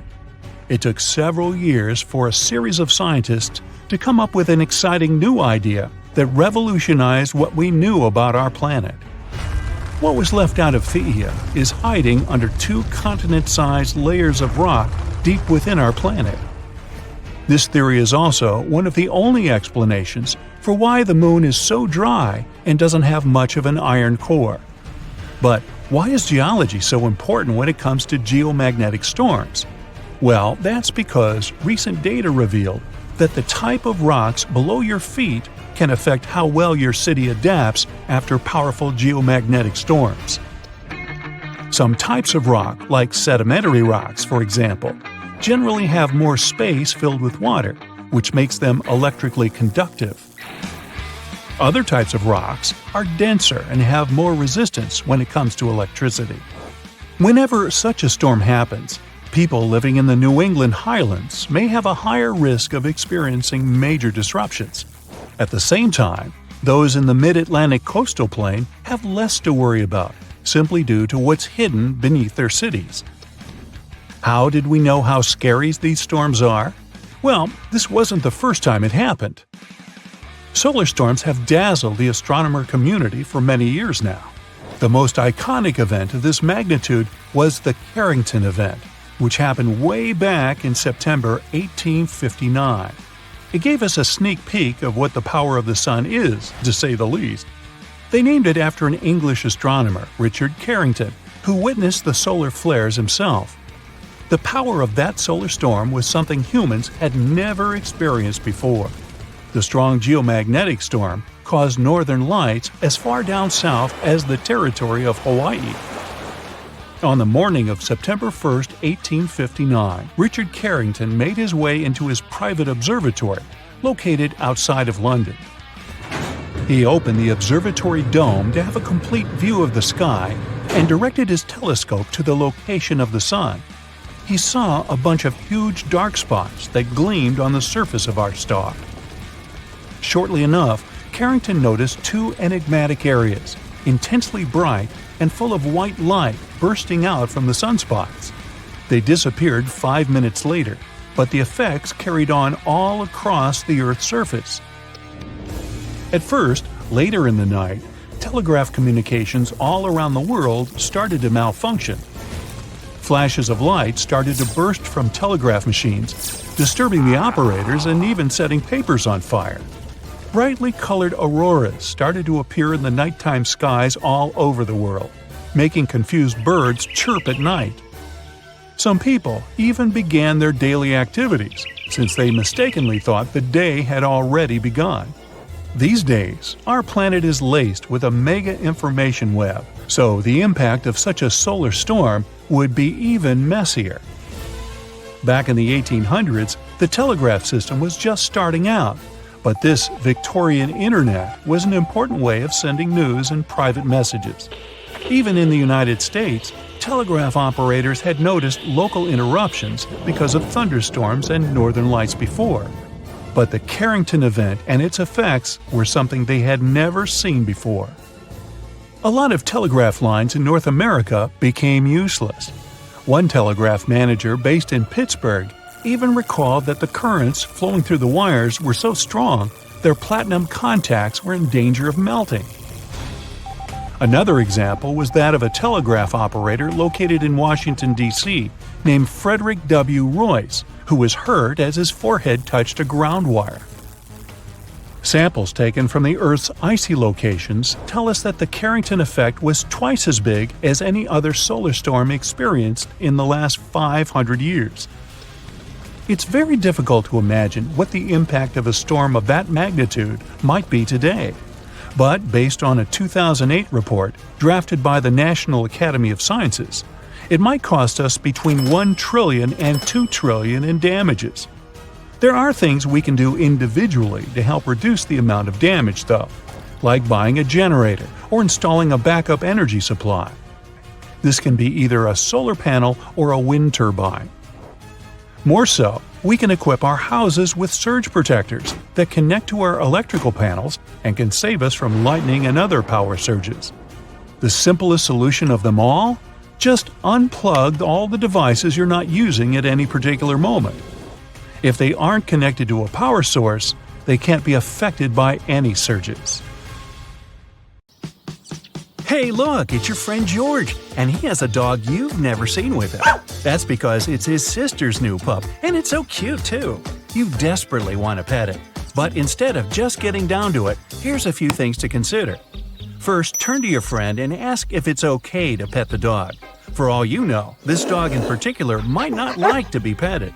It might be afraid of strangers, or even a bit skittish around them. Who knows? It might just be having a bad hair day. Maybe the mail carrier didn't bring it a cookie this time around while delivering the mail. Looking at the dog, you can start to approach it carefully. Or better yet, you can let the dog approach you instead. See how it reacts. Definitely don't rush with open arms if you're coming in for a hug. Don't make any sudden moves, and don't look fearful, or it might give a signal for the little guy to go into a defensive stance and curl up. You don't want that. The end goal here is to make it be your friend, right? If you really want to be sure it's willing to engage with you, ignore it. Okay, that sounds counterproductive, but picture this. You're out talking to your friend, pretending the pup doesn't even exist. It starts getting interested in you because you're a new person, and now you've got its attention. The rest is easy. Still, if you do decide to approach it, let it take the final steps. Oh, and don't look it directly in the eye. Get this, you know how polite it is to look someone in the eye while you're talking to them? It can even be considered common courtesy. Well, in the pooch world, it means the opposite. They might not like you too much if you look them in the eye. In fact, I'm fairly sure they might think you're rude instead. Okay, you've successfully approached the dog you really want to pet. Now, you let it sniff you. Relax your posture, but slowly, as you don't want to startle your new friend. You can extend your hand now, but still slowly. Do it with your palm facing down and your fingers slightly curled under for safety reasons. A little nip can still hurt. Let the dog get comfortable with you. If you notice that it's sniffing your hand for a long while, let it. Dogs need to get comfortable with strangers too.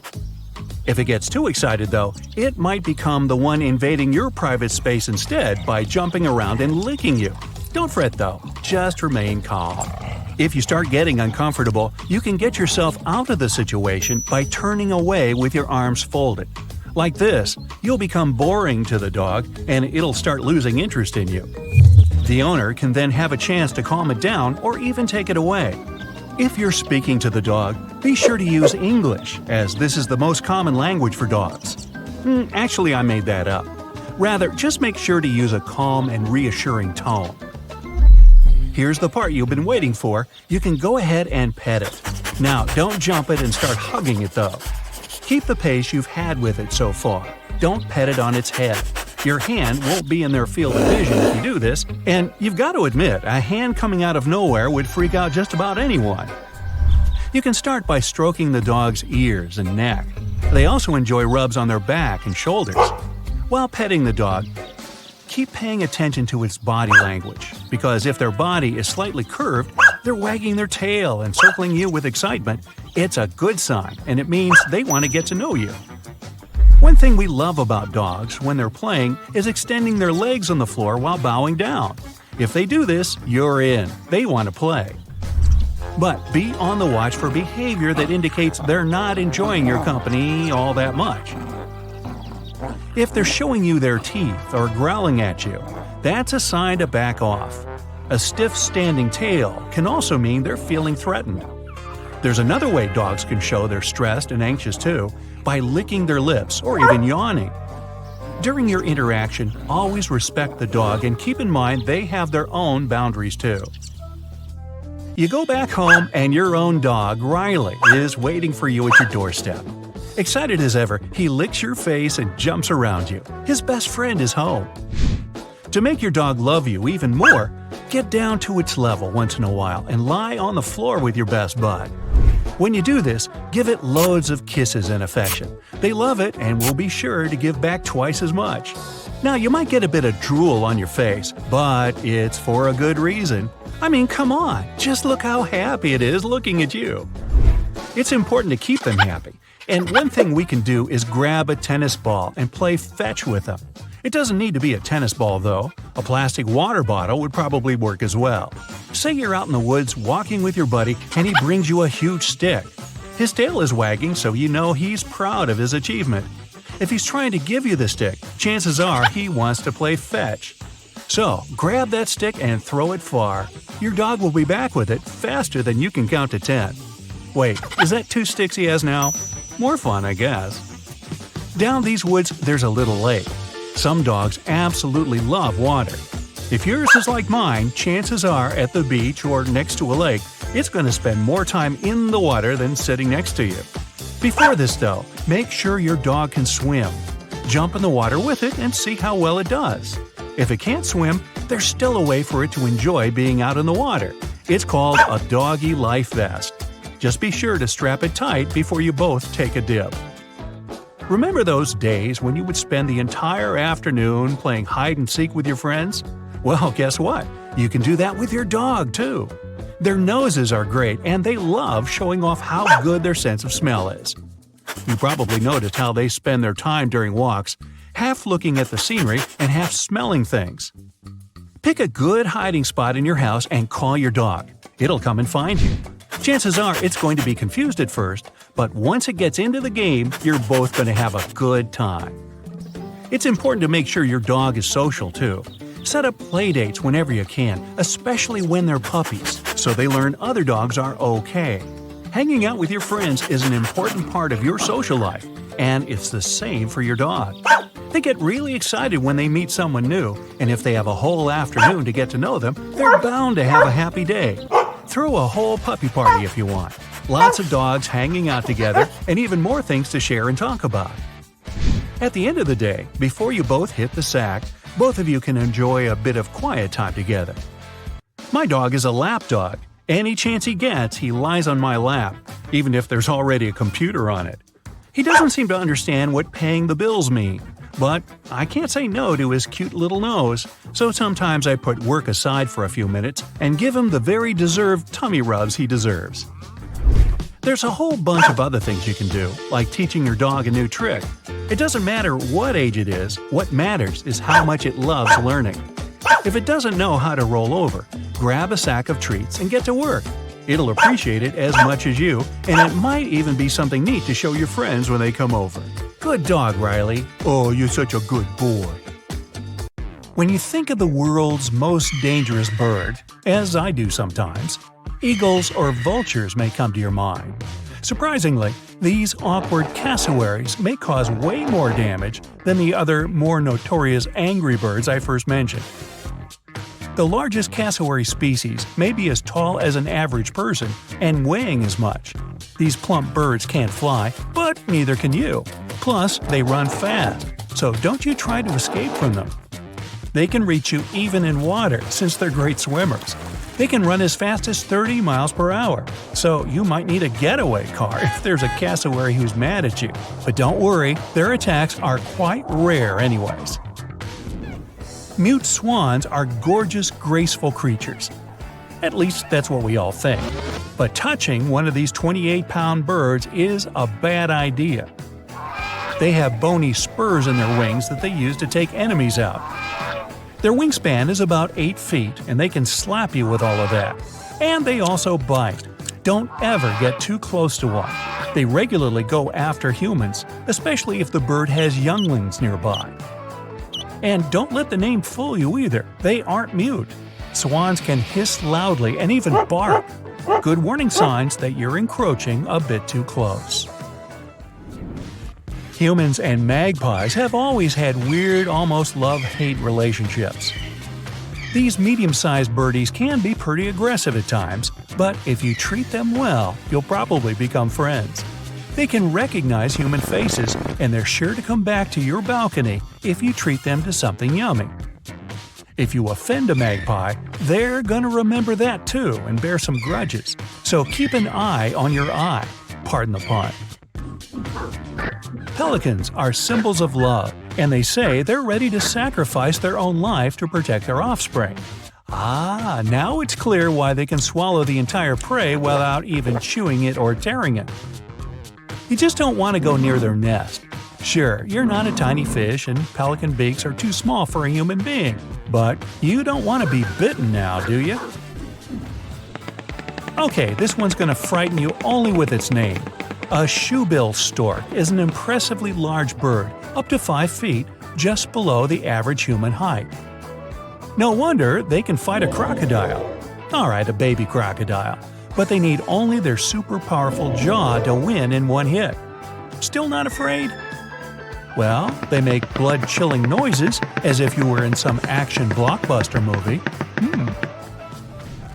If you think these cowardly ostriches don't pose any danger, you got it wrong. Twice. First, they actually don't shove their heads in the sand. It's an optical illusion. And yeah, how are they even supposed to breathe in the sand? Second, these guys are kinda overprotective parents. So if you ever want to approach their young, these heavyweight beasts who can run as fast as a car within city limits are gonna come for you. Not scared yet? Well, you should be. Ostriches are the closest living relatives to T-Rex, together with chickens. What seems look quite harmless, except for their foul smell, but that's another story. But their babies have notorious wings. The chicks' flappers have two distinct claws that are multi-purpose. First, they are a sort of protection against predators, and second, they help them climb trees in case the baby's out of the nest. Once they grow up, the claws disappear just like milk teeth. Size doesn't matter at times. If you were a hummingbird, you'd have to eat almost 300 pounds of food per day to maintain normal weight with that little bird's metabolism. But the lifespan would be way shorter too, only about 3 to 5 years. If you dye your hair, you probably have more in common with a bearded vulture than you might think. We're probably the only two species in the world who use dye on purpose. Vultures dye their feathers with red soil to show their dominance over other birds. People, well, we just like changes. California condors may not be as large as an aircraft, but they're huge anyways. Their wingspan is almost 10 feet. These are potentially dangerous for people, but chances that you ever meet them are slim. There are only about 200 of them left in the US. Here you are, looking for something yummy in the fridge, but you just can't see what you really want. If you were a Bashan thrust, you'd break wind at the fridge. Sounds gross, but that's apparently the way these birdies look for hiding worms. They give them a gas attack, so the worms get shocked and yippee! They are now an easy target for a Bashan thrush. Hold your nose and bon appetit! Okay, enough of those funky stories. Let's look at the skies. You wouldn't expect a poisonous bird on this list, but alas, I present to you the hooded pitahui. Scientists found out they were poisonous when they kept experiencing numbness and a burning sensation after handling these birds. There are lots of toxins in their feathers, especially on the underside. The birds don't produce toxins themselves. They probably get them from the beetles they eat. Or how about the spur-winged goose? These guys are notorious for being toxic too. And the toxicity comes from munching on blister beetles. Blech. It's safe to touch them, but eating one can lead to irreversible consequences. Wink wink. The toxin remains even after cooking. Another bird you don't want to eat is a common quail. Don't mix it up with a Japanese quail, which is usually kept as poultry. Common quails can be really poisonous, leading to even such dreadful consequences as kidney failure. It all depends on the certain plants this bird eats. Good news, it's only poisonous during the migration period, but it's yummy and safe outside the migration. If you're not quite sure, it's better to avoid this one on your plate unless you want some muscle soreness. If you spot a cute, fluffy, snowy owl, you better close your eyes and run.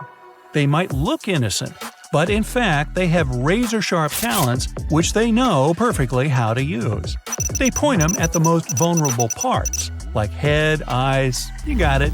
Do not mess with a snowy owl. One more species you don't want to contact is the little shrike thrush. Say that a few times fast. Shrike thrush. Just look at this tiny birdie and its innocent eyes. And don't let them fool you. Remember the way they look and never touch them. They're as poisonous as notorious Central and South American dart frogs. Blue-capped Ifrita may be tiny, but it has a toxic mechanism that makes this small birdie invincible. They eat only certain types of beetles that provide this bird with special toxins. Even if you touch it, you'll probably get numb as a result of intoxication. It's inedible since the toxins don't disappear even when it's cooked. Golden eagles are the power lifters in the birds world. They can carry weights up to 4 pounds. They pick up tortoises and other prey easily. These mighty birds are strong enough to steal a toddler, but they actually never do that. Moreover, in Mongolia, people even use these eagles to hunt wolves. Canada geese have been living close to humans for years, but they're still wary of us getting near their homes, especially in the spring mating season. At this time, the geese can chase and bite people they consider a threat to their eggs, mates, or babies. If you want to avoid being attacked by these seriously angry birds, the best thing you can do is just slowly back away. Romantic seagulls in the sky don't seem to cause many problems. The worst thing they can do is leave you some unwanted droppings. Well, this impression is pretty misleading because these birds are very aggressive. Like all of their kind, they don't attack because they feel like doing so. So the rule is quite simple. Just don't touch those birds and stay away from their nests. Oh, and when the time machine is finally invented, be especially careful with the birds from the past. Velociraptors are long past existing, just like the rest of the dinosaurs. They had talons and feathers, so these guys were actual birds and not scaly lizards. By the way, these are the stiletto-sharp talons you should be afraid of. These could cut anything. Beware if you go into the future too, you never know what's waiting for you over there. That's it for today. So hey, if you pacified your curiosity, then give the video a like and share it with your friends. Or if you want more, just click on these videos and stay on the bright side.